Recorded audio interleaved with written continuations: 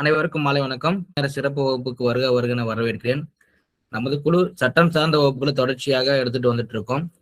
இன்னைக்கு நமக்கு சிறப்பு அழைப்பாளர் யார் வந்திருக்காருன்னா அவருக்கு அறிமுகமே தேவையில்லை. மூத்த வழக்கறிஞர் ஐயா பாப்பா மோகன் அவர்கள். அவர் நமக்கு பல்வேறு தலைப்பின் கீழே பல்வேறு சிறப்பு வகுப்புகள் எடுத்திருக்காரு. நம்ம சிறப்பு வகுப்புகளாக நம்ம வகுப்புல நம்ம யூடியூப்ல போய் பார்த்தாலே எல்லாவுடைய வகுப்புகளும் ஐயாவுடையதான் இருக்கும். இல்ல ஐயாவால் நமக்கு அறிமுகப்படுத்தப்பட்டவர்கள் எடுத்த வகுப்பாக இருக்கும். இன்னைக்கு நமக்கு என்ன தலைப்புகள் எடுக்க வந்திருக்காருன்னா how to become a successful lawyer.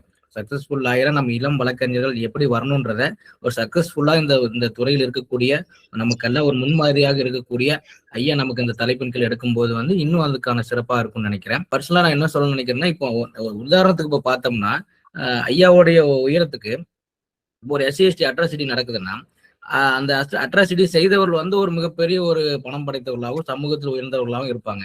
அவங்களுக்கு கிடைக்கக்கூடிய லீகல் பாயிண்ட்ஸ், லீகல் சர்வீஸ் எல்லாமே ஒரு லக்ஸுரியான ஒரு வாய்ப்பா இருக்கும்.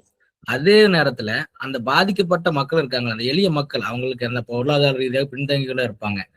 பொருளாதாரத்தில் மேம்பட்டவர்களுக்கு கிடைக்கக்கூடிய அந்த சட்ட வாய்ப்புகளையும் சட்ட சேவையும் அவங்களுக்கு கிடைக்கக்கூடிய அதே தரத்துல அதை விட உயர்ந்த அளவுல ஐயா மூலமா அந்த மக்களுக்கு போய் சென்றடைஞ்சிருக்கு. அதன் மூலமா தண்டனைகளும் பெற்று தந்திருக்காரு. இப்படி இந்த துறையில் கிட்டத்தட்ட 600 ஆண்டு காலமாக சிறந்து விளங்கக்கூடிய அவர்கள் தமிழகம் முழுவதும் அவர் பாதம் பதியாத ஒரு நீதிமன்றங்கள் இருக்காது. சேக்குவாரா சொல்வாரு, அநீதி எங்கெல்லாம் நடக்கிறதோ அங்கெல்லாம் என் பாதம் பயணிக்கும் என்று. அப்படி நமது நீதித்துறையில் தொடர்ச்சியாக பயணித்துக் கொண்டிருக்கும் ஐயா முன்மாதிரியாக இருப்பவர். அவர் நமக்கு இந்த வகுப்பு எடுக்கும்போது சிறப்பானதா அமைன்னு நினைக்கிறேன். ஐயா வகுப்புல போலாங்க. அனைவருக்கும் மாலை வணக்கம்.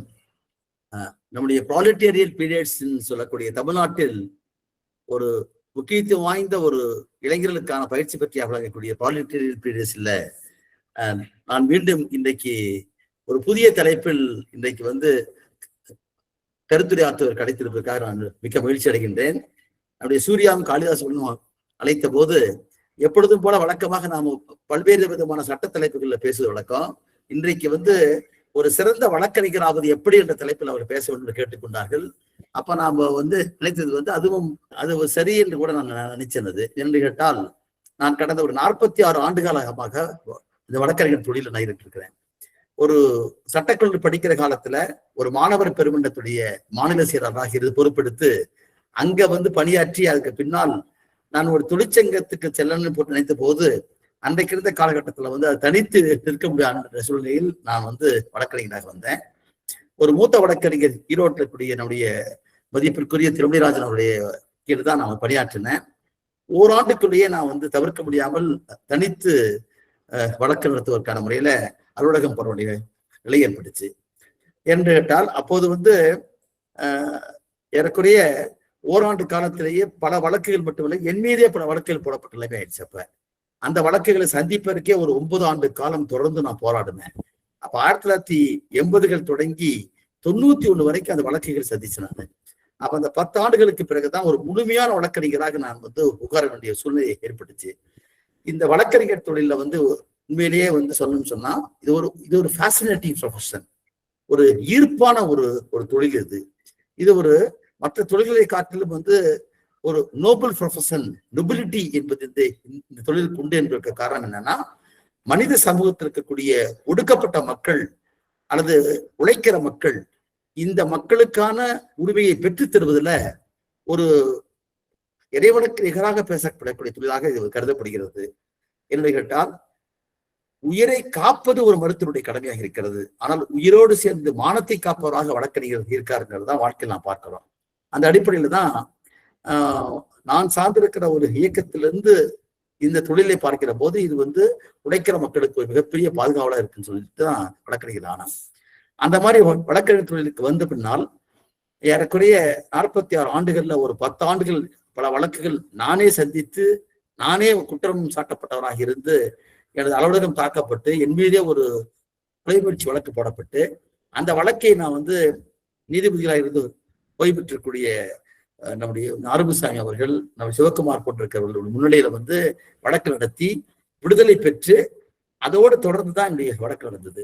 ஆகவே அந்த அனுபவம் என்பது நான் நடத்தியிருக்கிற வழக்குகளோடு சேர்ந்து நான் சொல்லணும் போட்டு விருப்பப்படுறேன். இன்றைக்கு இப்போது சமீப காலத்து 10 ஆண்டுகளுக்கு நான் பார்த்தோம்னு சொன்னா வழக்கறிஞர் தொழில் ஒரு மிக முக்கியத்துவம் பெற்றிருக்குது. அது மட்டும் இல்ல, கார்பரேட்டுங்கிற ஒரு மிகப்பெரிய ஒரு சொல்லாடல் என்பது வழக்கின் தொழில் வந்தாச்சு. இன்டெலக்சுவல் ப்ராப்பர்ட்டிஸ் ரைட்ஸ் சொல்லக்கூடிய patent right, trademark, arbitration consideration, இது போன்ற வழக்குகள் இன்னைக்கு கமர்ஷியல் கோர்ட்ஸ் எல்லாம் வந்தாச்சு இன்னைக்கு. அப்ப ஒரு பக்கம் படிக்கிற போதே பல பேரு கார்பரேட் சைட்ல போய் ஒரு வழக்கறிஞரா மாறக்கூடிய ஒரு வாழ்க்கையை பார்க்கிறோம். அது அவருடைய விருப்பம் அது.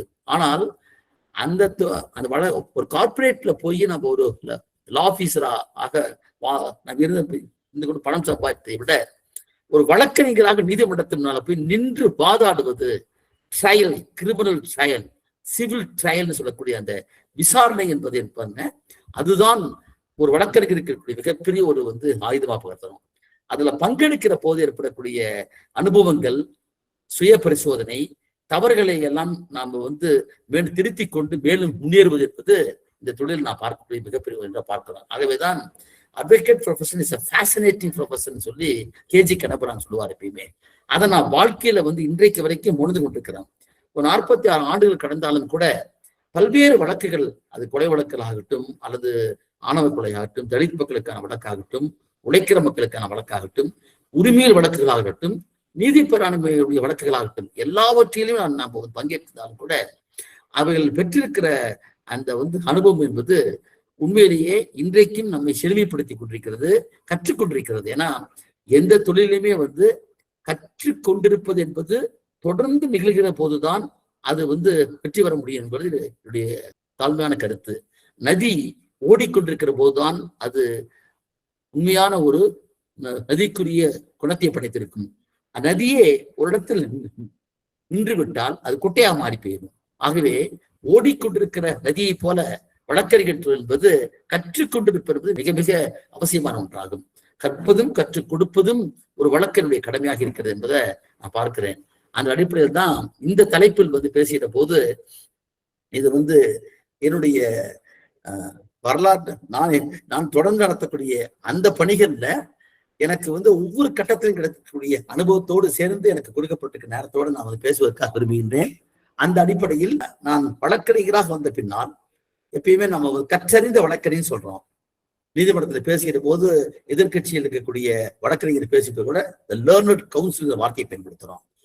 கற்றறிந்த வழக்கறிஞர் என்று நான் சொன்னாலும் கூட உண்மையிலேயே அப்படி இல்லை. நாம தான் சட்டம் படிக்கிற போது சட்டத்தை படித்து தேர்வு பெற்று அதுல வழக்கறிஞராக வருகிறோமே தவிர கற்றறிந்த வழக்கறிஞர் போட்டு எனக்கு தெரிய சில பேர் தான் வர்றாங்க அப்படி இல்லை. ஏன்னா நாமெல்லாம் முதல் தலைமுறையை சார்ந்திருக்கிறவர்கள். ஆகவே அந்த சட்ட புத்தகத்துக்குள்ள தேர்வுக்கானது மட்டும் படித்து கொண்டு வருமே தவிர ஒரு வழக்கறிஞருக்குரிய அடிப்படை அனைத்தையுமே கற்றுக்கொண்டு வருகிறோம் என்று சொன்னால் இல்லை என்பதுதான் என்னுடைய அனுபவத்தில் நான் பார்ப்பது. வழக்கறிஞர் ஆன பின்பு தான் கற்க தொடங்கிறேன் தான் சொல்லணும். அந்த அடிப்படையில நான் வழக்கறிஞராக மாறிய பின்னால் முதல் எடுத்த வழக்கு என்பது ஈரோட்டுல பாதாள சாக்கடையில ஒரு தொழிலாளி அந்த சாக்கடையில் இருக்கக்கூடிய கழிவை அகற்றுவதற்காக அவர் அனுப்பப்படுகிறார். அவர் அனுப்பப்படுகிற போது தண்ணி போட்டிருக்கிறார், சாராயம் பிடித்திருக்கிறார். ஆகவே உள்ள போய் இறங்கி அவைகளை அப்படி மூச்சு அடக்கிட்டு போவார். இன்றைக்கு இருப்பதை போல 1994 ஆண்டு சட்டத்தை போல அல்லது இப்ப 2014 ஆண்டு வந்திருக்கிற மனித கிளவை மனிதன கட்டக்கூடிய சட்டத்தை தடுக்க சட்ட போல அன்றைக்கெல்லாம் கிடையாது. எந்த உபகரணமே கிடையாது. உபகரணங்களே இல்லி மூச்சு அடைத்து கொண்டு இறங்குற தொழிலாளி கொஞ்சம் மூச்சு போட்டா கூட அந்த சஃபகேஷன்ல இறந்துடுவாரு. அது போலத்தான் ஈரோட்டுல அந்த தொழிலாளி ஒருத்தர் இறந்து போனார். ஏஐடியூசின் சார்பாக அன்றைக்கு இருந்த சங்கத்துல நம்ம தலைவர்கள் நடேசன், அழகியான்னு சொல்லக்கூடியவங்க அந்த வழக்கை ஏற்கனவே போட்டிருந்தாங்க. அந்த வழக்கை நடத்தக்கூடிய வாய்ப்பு எனக்கு கிடைத்தது. அப்போதுதான் அந்த வழக்குல இந்த தொழிலாளியினுடைய அட்டாப்சி ரிப்போர்ட்ல, போஸ்ட்மார்டம் ரிப்போர்ட்ல சாராயம் இருந்தது என்பது அந்த ஃபரன்சிக் ரிப்போர்ட்ல வந்த உடனே அதை பயன்படுத்தி கொண்டு நிர்வாகம் இவருக்கு நஷ்டம் கொடுக்க கூடாது, காரணம் இவர் சாராயம் பிடித்து விட்டு வேலை செஞ்சிருக்காரு. உங்களுக்கு தெரியும் ஒர்க் காம்பன்சேஷன் ஆக்ட் 1923 இப்போ எம்ப்ளாயிஸ் காம்பன்சேஷன் ஆக்ட் மாத்திருக்காங்க. அதை ஒரு தொழிலாளி வேலை செய்யக்கூடியவர் வேலை செய்கிற காலத்திலோ அந்த வேலையின் அடிப்படையில் ஏற்பட்டிருப்பதோ in the course of employment or out of employment வார்த்தை உண்டு. எப்பயுமே ஒரு தொழில் செய்கிற போதோ அல்லது தொழிலினுடைய அந்த வேலை செய்த தொழிலினுடைய அடிப்படையில் ஏற்பட்டிருக்கூடிய மரணமாக இருந்தாலும் அவருக்கு நஷ்டீடு தரணுங்கிறது சட்டம். ஒரு நாள் வேலை செஞ்சா கூட போதும், அவர் வந்து பர்மனன்ட் தொழிலாளர் இருக்க வேண்டும் என்பதோ அதெல்லாம் கிடையாது. ஒர்க் அண்ட் காம்பன்சேஷனை பொறுத்த அளவுக்கு ஒரு நாள் கேஷுவல் லேபரா போய் வேலை பார்த்தா கூட அவர் வேலை செய்கிற காலத்தில் இறந்து போனால் அவர் நஷ்டீடு கொடுக்கக்கூடிய பொறுப்பு வந்து நிர்வாகத்துக்கு உண்டு, முதலாளிக்கு உண்டு என்பது சட்டம். அப்ப அந்த வழக்கை எடுத்து நடத்துகிற போதுதான் நாம் அந்த தொழிலாளர் உதவி ஆணையர் தலைமையில வந்திருக்கக்கூடிய அந்த தீர்ப்பாயத்தை பேசுகிற போது அதுல சொந்த அனுபவத்தை கூட நான் பேசினேன். ஒர்க் அண்ட் காம்பன்சேஷன் ஆக்ட் இருக்கக்கூடிய அந்த முக்கியமான ஒன்று, இந்த course of employment or out of employment, ஒரு தொழிலாளி வந்து 8 மணி நேரம் வேலை செய்து விட்டு வீட்டுக்கு போகிற போது மாரடை பார்த்து இறந்து போயிறாரு. அந்த 8 மணி நேர வேலைத்துடைய இம்பாக்ட் தான் அவர் வேலை விட்டு வீட்டுக்கு போகிற போது கூட இறந்தா வருதுன்னு சொல்லி தீர்ப்பெல்லாம் படிக்கிறோம். அப்ப நாம் என்ன செஞ்சோம்னா, இந்த வழக்கில் இந்த தொழிலாளி தான் செய்கிற பணி என்பது சமூகத்துல வந்து ஒதுக்கப்பட்டு கிடக்கிற மக்களை மட்டும்தான் பயன்படுத்தலாம் இந்த தூய்மை பணி தொழிலுக்கு. அப்ப தூய்மை பணியில் இருக்கக்கூடிய ஒரு சாக்கடைக்குள்ள, நாற்றப்படுத்திருக்கிற சாக்கடைக்குள்ளார உபகரணமின்றி ஒருத்தன் எப்படி போக முடியும்? ஆகவே சாராயத்தை கொடுத்து அனுப்புறதே யாருன்னு கேட்டா நிர்வாகம் தான். அதுக்கு சட்டத்துல வந்து எதுவும் இருக்காது, சாராயம் கொடுத்து இறக்க முடியும். ஆகவே அப்படி இறங்கியிருந்தாலும் கூட அது வந்து அவன் தொழில் ரீதியாக செய்யக்கூடிய ஒன்று அப்படிங்கிற முறையில அவன் கொடுக்கணும் போட்டு வாதாடணும். அதுல அப்ப பெலார்மின்னு சொல்லிட்டு ஒருத்தர் வந்து டெப்டி கமிஷனர் ஆஃப் லேபர் இருந்தாரு. அந்த வழக்கில் அவர் தீர்ப்பளித்தார், அந்த தொழிலாளி தான் வேலை செய்கிற போதுதான் இறந்திருக்கிறார், ஆகவே அவருக்கு நசீர் உண்டுன்னு சொல்லி கொடுத்தாரு. முதல் தீர்ப்பாக நான் பெற்ற ஒன்று. அந்த ஒர்க் அண்ட் காம்பன்சேஷன் ஆக்டை வந்து இன்னைக்கு சில பேர் தொழிலாளிகளுக்காக வாதாடக்கூடிய மட்டும்தான் எடுக்கிறாங்க. என்னுடைய வேண்டுகோளே என்னன்னா, இளம் வழக்கறிஞர்கள் இன்றைக்கு இருக்கிற எம்ப்ளாய்மெண்ட் காம்பன்சேஷன் ஆக்ட் சொல்லக்கூடிய அந்த வழக்குகளை எடுக்கணும். ஏன்னா அந்த வழக்குக்கு அப்புறம் தான் ஒரு பாதிக்கப்பட்ட தொழிலாளி இறந்ததுனால அவருடைய குடும்பம் நிற்கதியா கிடக்குது. இன்றைக்கு நமக்கு நிறைய வந்து கரமராச்சாரியா பேர்ல வந்து சட்டம் வந்தாச்சு. இன்னைக்கு தூய்மை பணி தொழில் என்பது ஒரு அடிப்படை தொழில். அவர்களை வந்து இன்னைக்கு சமூகத்துல முன்னேற்றவித்து சமமாக்க வேண்டிய பொறுப்பு எல்லோருக்கும் உண்டு. அப்படி நம்ம இன்னைக்கு நம்ம பேசுற சட்டம் வந்துருச்சு போறாமே. ஆனா அன்றைக்கு இருந்த காலகட்டத்துல வந்து அப்படி ஒரு தொழிலாளி குடும்பத்திற்காக ஏஐடியூசி சார்பாக வாதாடி நான் பெற்றிருக்கிற வெற்றி என்பது ஒரு முதல் படியாக நான் வந்து கருதுனேன்.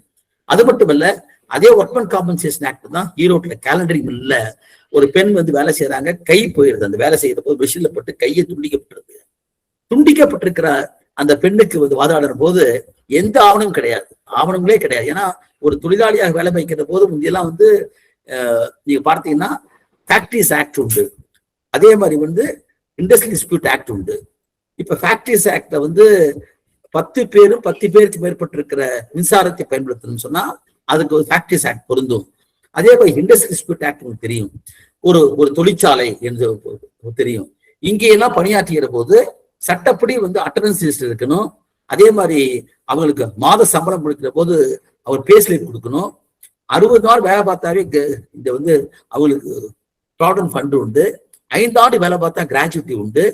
வேலை செய்கிற போது இறந்து போனாவோ அடிபட்டு போனாவோ ஒர்க் அண்ட் காம்பன்சேஷன் ஆக்ட் உண்டு. 8.33 சொல்லக்கூடிய சதவீத போனஸ் என்பது லாபம் வந்தாலும் வராவிட்டாலும் ஒரு வந்து ஃபேக்டரியில வேலை பார்த்தவர், தொழிற்சாலை வேலை பார்த்தவருக்கு நஷ்டமே ஏற்பட்டுத்தாலும் கூட 1 மாத போனஸ் 8.33 சொல்லக்கூடிய ஒரு விகிதத்தை வந்து ஆய்வு பண்ணி போனஸ் சொல்றாங்க. அப்ப போனஸ், கிராஜுவிட்டி, ப்ராவிடன்ட் ஃபண்டு இந்த மாதிரி விஷயத்துல உண்டு. ஆனால் வேலைக்கு போகிற போது வெறும் அட்டையை கொடுப்பான், எந்த ரெக்கார்டும் இருக்காது, அட்டெண்டன்ஸ் இருக்காது, இப்ப இந்த சம்பளப்பட்டியல் இருக்காது. அப்ப இவன் வேலையை செய்தானாங்கிறத நிரூபிக்கிறதுக்கே வாய்ப்பு எல்லாம் போயிடும். அந்த மாதிரி இடத்துலதான் வந்து அந்த ஈரோடு கேலண்டரில ஒரு பெண்ணுக்கு கை போன போது முதலாளி தரப்புல போட்டிருந்த வழக்கறிஞர் என்ன சொன்னார்னா, இந்த வழக்கு வந்து மாடு முட்டி அவளுக்கு கை போயிடுச்சுன்னு சொல்லி எதிர்வாதம் நடத்தாரு. அப்பதான் நம்ம வந்து என்ன பண்ணோம், வேற ஒண்ணுமே செய்யல. நம்ம எப்படி சிஆர்பிசி 92 சிஆர்பிசி போடுறோம், இப்ப பிஎன்எஸ்எஸ்ல 94 போடுறோம். அதே போல அந்த தொழிற்சாலையினுடைய அட்டெண்டன்ஸ் லிஸ்ட், அதனுடைய மின் உபயோகத்துடைய விஷயம், அதனுடைய இன்கம் டாக்ஸ் அக்செப்டன்ஸ் எல்லாம் கேட்டேன். அப்படி பார்த்தோம்னா ஒண்ணுமே இல்லை. அப்ப எந்த விதமான சட்டத்துக்கு உட்பட்டிருக்கக்கூடிய ஆவணங்கள் இல்லாத ஒரு தொழிற்சாலையில வேலை செஞ்சிருக்காங்கிறத கூட ஒரு தொழிலாளி மட்டும் சொல்ல வச்சோம். அதுல வந்து ஒர்க் அண்ட் காம்பன்சேஷன் வந்து உத்தரவாச்சு. அப்பதான் நமக்கு என்னன்னா, இப்போ சட்டப்படி இந்த ஃபேக்டரிஸ் ஆக்ட் இப்பெல்லாம் அந்த 44 தொழிற்சங்க சட்டத்தையும் மாத்தி இப்ப 4ஆ பிரிச்சுட்டாங்க போறாங்க. முந்தி அப்படி இல்லை. ஃபேக்டரிக்குன்னு சொல்லி அதுக்குன்னே தொழிற்சங்கத்துக்கு சொல்லி தொழிற்சாலை ஆய்வாளர் ஒருத்தர் போட்டிருக்காங்க. ஆனா தொழிற்சாலை ஆய்வாளர் எப்பயுமே வந்து தொழிலாளிகளுடைய ஆதரவா இருக்கு. லேபர் ஆபீசர் என்பவரோ லேபர் இன்ஸ்பெக்டர் என்பவரோ தொழிலாளிக்கு ஆதரவா இருக்கிறது கிடையாது, முதலாளிக்கு ஆதரவா இருப்பாரு. ஆகவே அவங்களை வந்து டெப்டி கமிஷனர் ஆஃப் லேபர்னால போய் நம்ம வாதாடுகிற போது அந்த மாதிரி நம்ம வந்து கிடைக்காத போது கூட பல அடிப்படையை கொண்டு நம்ம தெரிஞ்சிட்டோம். அப்ப இப்படி தொடங்கினதான் வந்து என்னுடைய வந்து இந்த தொழிலாளிகளுக்காக தொடங்கப்பட்ட அந்த வழக்குகளை தான் கற்றுக்கொள்ள நான் ஆரம்பிச்சேன். அதே மட்டும் போல பவானிக்கு பக்கத்துல இருக்கக்கூடிய பர்கூர் மலை, அந்த மலையில இருக்கக்கூடிய ஒரு அங்கிருந்து 52 கிலோமீட்டர் போன நீங்க பர்கூர்ல இருந்து நடந்தெல்லாம் போக முடியாது. யானை தடம் சோழகரைன்னு சொல்லக்கூடிய ஒரு மலைப்பகுதி. சோழகர்கள் என்பவர்கள் வந்து நான் தமிழ்நாட்டில் அங்கீகரிக்கப்பட்டிருக்கிற 36 இனங்கள்ல வந்து ஒரு முக்கியமானவர்கள் தான் பழங்குடி மக்கள் தான் அந்த சோழகர்கள். அவங்க அந்த செட்டில்மெண்ட் ஃபாரஸ்ட் சொல்லுவாங்க, காலங்காலமாக வனத்துக்குள்ளே வாழ்ந்து கொண்டிருப்பவர்கள். இப்ப 2006 பழங்குடி மக்கள் மலை மக்களுக்கான பாதுகாப்பு சட்டம் வந்தாச்சு 2006. அதுக்கு முன்பு அப்படி கிடையாது. ஃபாரஸ்ட் ஆக்ட் உண்டு, ஃபாரஸ்ட் கன்சர்வேஷன் ஆக்ட் உண்டு. ஆனால் பழங்குடி மக்களுக்கான சட்டங்கள் இல்லாம இருந்த காலம் அது. அப்ப ஒரு ஆண்டுக்கு ஒரு முறை அவங்க புளியங்காவை அடிச்சு கொண்டு போய் அந்தியூர்ல சந்தையில் விற்பாங்க. அப்படி விற்கிற போது வாழ்வியலுக்காக அவர்கள் காடுகளில் இருக்கக்கூடிய சிறுதானியங்களையே எடுத்து பயன்படுத்தலாம், உணவுக்காக பயன்படுத்தலாம், தன்னுடைய வாழ்வுக்காக பயன்படுத்தலாம். அப்படிதான் வந்து ஆண்டுக்கு ஒரு முறை அந்த புளியங்காவை அடிச்சு போய் விற்பாங்க. அங்க இருக்கிற வனாதிகாரிகள் எப்பயுமே அதுல பங்கு கேட்பாங்க. அப்படி பங்கு கொடுக்க கூடாதுன்னு சொல்லி ஒரு ட்ரெண்ட்ஸ் அமைப்பு வந்து அங்க போய் உட்காந்து இது உங்களுடைய உரிமை, இது செட்டில்மெண்ட் ஃபாரஸ்ட்ல இருக்கக்கூடிய அந்த லேண்ட்ல வந்து அங்கேயே வாழ்ந்து கொண்டிருக்கக்கூடிய பழங்குடி மக்களுக்கு உரிமை உண்டு. வனம் என்பது வனத்துக்குள் இருக்கக்கூடிய எல்லாருக்கும் அது வனம் சொந்தமானதுன்னு சொன்னா வனத்தில் வாழ்ந்து கொண்டிருக்கிற பழங்குடி மக்களுக்கும் சொந்தமானது என்ற உரிமையை சொல்லி கொடுத்தாங்க. அப்பதான் வந்து அதை தடுத்து அவங்க வேண்டுமென்றே வந்து சந்தைக்கு போகணும் தடுத்த போது மோதல் இருக்கு. ஒரு 27 பழங்குடி சோழர்கள் மீது வந்து வழக்கு போடப்பட்டது. அந்த வழக்கை வந்து நீதிமன்றத்துல பவானி இருக்கக்கூடிய ஜுடிஷியல் மேஜிஸ்ட்ரேட்ல வந்து நடத்தக்கூடிய வாய்ப்பு எனக்கு வந்து கிடைச்சது. அந்த பழங்குடி மக்கள் சங்கத்தின் அப்பதான் நாங்க வந்து பழங்குடி மக்களுக்கான முறையில அந்த ட்ரெண்ட்ஸ் அமைப்புல சொல்லக்கூடிய ஜேக்கப் பெல்லின்னு சொல்லக்கூடிய கொடுத்தாரு. அந்த வழக்கை நான் வந்து நீதிமன்றத்துல நடத்தின போது அந்த வழக்குல வந்து வன அதிகாரிகளையும் காவல்துறை அதிகாரிகளையும் தாக்கியதாக அவங்க மேல 353 ஐபிசில வந்து வழக்கு போட்டாங்க. அப்ப ஒரு பொது ஊழியரை அரசு ஊழியரை பணி செய்ய விடாமல் தடுத்து தாக்கியதாக சொல்லி ஒரு வழக்கு போடப்பட்ட போது அந்த வழக்கை நாம வந்து எடுத்து நடத்தினேன். ஏறக்குறைய அந்த 27 பேரும் வந்து ஒவ்வொரு 5 நாளைக்கு ஒருத்தர் அவங்க நீதிமன்றத்துக்கு முன்னால நின்று அவர்கள் மலையிலிருந்து ஒரு நாளைக்கு முந்திய வந்துடணும், வந்து அந்தியூர்ல தங்கித்தான் அந்த நீதிமன்றத்துக்கு வரணும். அந்த வழக்கை நடத்துகிற போதுதான் நீ அரசு பணி ஆற்றுகிறவனுக்குத்தான் அந்த வந்து 353 பொருந்தும். டிஸ்சார்ஜிங் அபிஷியல் டியூட்டின்னு சொல்றான். ஒரு அரசு பணி அந்த பணியை செய்கிறவனுக்கு தான் பொருந்துமே தவிர அரசு பணி அற்ற முறையில இல்லாத சமயத்துல நீ லஞ்சம் கேட்கறதும் அங்க இருக்கிற மக்களுடைய வாழ்வுரிமை தடுக்கிறதுக்கு ஒரு உரிமை கிடையாது என்பதை அந்த வழக்கெடுத்து நடத்தி அப்ப வந்து அங்க நீதிபதியா இருந்தவர் இன்னைக்கு சென்னை ஹைகோர்ட்ல வந்து வழக்கறிஞரை பணியாற்றி இருக்காரு. அற்புதமான தீர்ப்பு கொடுத்தாரு. இது பழங்குடி மக்கள் அவருடைய வாழ்வு உரிமை செட்டில்மெண்ட் ஃபாரஸ்ட்னு சொன்னாரு. அதுதான் பழங்குடி மக்கள் சங்கத்துல வந்து அந்த சங்கத்தை தொடர் நஞ்சப்பன் தொடர் விபி சேர்ந்து கொண்டிருக்கிறவரெல்லாம் உருவாக்குறதுக்கு ஒரு பெரிய காரணமா இருந்தது. எங்க பகுதியில ஒரு பெரிய காரணமா இருந்துச்சு. அந்த வழக்கு நடத்த பிறகுதான் பழங்குடி மக்கள் என்பது யாருன்னு போய் தெரிஞ்சுக்கிட்டோம். அரசியல் சாசனத்தின் அடிப்படையில ஒரு வழக்கறிஞர் தொழிலுக்கு வந்து நமக்கெல்லாம் தெரிஞ்சிருக்கிற ஒன்று 22வது ஷரத்தின் பிரகாரம் ஒருவரை பாதிக்கப்பட்டவருக்காக வழக்காடுவது என்பது நம்முடைய அடிப்படை உரிமை. அது ஆர்டிகல் 22 ஆஃப் தி கான்ஸ்டிடியூஷன்ல. அந்த அடிப்படையில் ஒருவரை வந்து நியாயமான காரணம் இல்லாமல் பிணைப்படுத்துவதும் வழக்கு போடுகிற போது அவங்களை எதிர்த்து வழக்காடுவதற்கான வழக்கறிஞர் தொழிலுக்கு அட்வொகேட்ஸ் ஆக்ட் 1961 நாம் கொடுக்கப்பட்டிருக்கிறது. அந்த அடிப்படையில ஒரு வழக்கறிஞராக நாம வந்து பதிவு செய்யப்பட்ட பின்னால் இந்த போன்று இருக்கிற மக்களுக்கு போய் வாதாடுகிற போது அந்த அரசியல் சாசனத்துடைய அடிப்படையில ஒரு நாட்டில் இருக்கக்கூடிய இந்தியா மாதிரி நாடுகள்ல எப்படி ஒரு பழங்குடி மக்கள் என்பது உருவானார்கள், எப்படி அவங்க எல்லாம் பாரம்பரியமா இருந்தாங்க. இந்த தேசமே பார்த்தோம் சொன்னா ஒரு நாடாக இருந்து கிடையாது. இது வந்து பல மாநிலங்கள்ல பல மொழிகள் பேசக்கூடிய பல கலாச்சாரத்தை கொண்டிருக்கிற மாநிலத்துல காடுகள் என்பது இந்தியாவுக்குள்ள வரவே கிடையாது. பிரிட்டிஷ்காரன் வந்துதான் அன்னைக்கு வந்து வனச்சட்டத்தை கொண்டு வந்து அதன் மூலமாக இந்த காடுகளை பூரா இந்திய சேர்த்தலாம் தவிர இது கிடையாது. இவைகளை படிக்கக்கூடிய வாய்ப்பு கிடைச்சது. அப்ப பழங்குடிகள் என்பவர்கள் இந்த தேசத்துடைய பாரம்பரியமாக வாழ்ந்து கொண்டவர்கள், அவர்களை சேர்த்து இது பிரிட்டிஷ்கார ஆட்சி தான் என்பதை அந்த வழக்கு நடத்துகிற போதுதான் படிக்கக்கூடிய வாய்ப்பு கிடைச்சிருக்கு. அப்படி ஒரு மிகப்பெரிய வாய்ப்பு என்னன்னா, அரசியல் சாசனத்துல 342வது பிரிவுல தான் ஷெட்யூல்டு ட்ரைப்ஸ் பத்தி சொல்றாங்க. அதை படிக்கிற போதுதான் 341 ஷெட்யூல்டு காஸ்ட் பட்டியலின மக்கள் என்பதை பற்றிய படிக்கக்கூடிய வாய்ப்பு கிடைச்சு போறாமே. அப்ப அந்த வழக்குல இருந்து நம்ம கிடைச்சிருக்கக்கூடிய மிகப்பெரிய வாய்ப்பாகத்தான் எனக்கு அந்த பழங்குடி மக்கள் அந்த பழங்குடி மக்களுடைய வழக்கு நடத்தின வெற்றி பெற்ற பிறகு அந்த பகுதியில கிராமங்கள்ல போய் சங்கத்தை ஏற்படுத்துவதற்கான முறையில வாய்ப்பு எனக்கு கிடைத்தது. பின்னால வீரப்பன் தேடுதல் வேட்டைங்கிற பேரில் நடத்தப்பட்ட மிகப்பெரிய கொடூரம் இந்திய வரலாற்றிலேயே அப்படி ஒரு மனித உரிமை மீறல் என்பது நடந்திருக்காது. ஒரு வீரப்பனை தேடுகிறேன் என்ற பேரில் அங்க இருக்கக்கூடிய பழங்குடி மக்களை பூரா இந்த STF சொல்லக்கூடிய ஸ்பெஷல் டாஸ்க் போர்ஸ் சொல்லக்கூடிய அமைப்பை தமிழ்நாட்டில் உருவாக்கி அன்னைக்கு இருந்த ஆட்சியாளர்கள் தேவாரம் தலைவர் உருவாக்கி தமிழ்நாட்டிலும் கர்நாடகத்திலும் சிறப்பு கூட்டறிவு படைக்கிற பேர்ல ஒர்க் ஷாப் வச்சு அந்த மக்களை கூட்டிக் கொண்டு போய் நடத்தின ஒரு கொடூரம் அராஜகம் என்பது நாட்டு மக்களுக்கு தெரியும். முதன்முறையாக ஒரு தேசிய மனித உரிமை ஆணையத்தின் முன்னால பழங்குடி மக்கள் சங்கத்தின் சார்பில் மனு கொடுக்கப்பட்டு, மனித உரிமை அமைப்பில் சார்பாக மனு கொடுக்கப்பட்டு, அதுல விசாரித்து அதுல இந்த மாதிரி ஒரு கொடூரமான மனித உரிமை மீறல் நடந்திருக்கிறது, excesses have been committed with the joint task force of Tamil Nadu and Karnataka என்று சொல்லி ஒரு ஃபைண்டிங்ஸே நம்ம வாங்கணும். 2004 வாங்கணும். அந்த தீர்ப்புக்கான ஒரு அடிப்படையாக இருந்ததுதான் நடத்தின முதல் வழக்கு. ஆகவே பழங்குடி மக்கள் என்பவர்கள் யார் என்பது அப்பதான் நம்ம ஒரு தெரிஞ்சுக்கக்கூடிய வாய்ப்பு கிடைச்சது இருக்கு. அதே போலதான் பவானி, நான் இருக்கக்கூடிய பவானி சொந்த ஊர்ல ஜமக்கால தொழிலாளிகள் ஒரு 100 ஆண்டு கால பாரம்பரியம் மிக்கது தான் ஜமக்காலம். இந்தியாவிலேயே பதோகின்னு சொல்லி போட்டு மத்திய பிரதேசத்துல இருந்து அதுக்கு அடுத்தபடியாக இந்தியாவில் ஜமக்காலம் என்பது பவானி தான் பெயர் பெற்றது.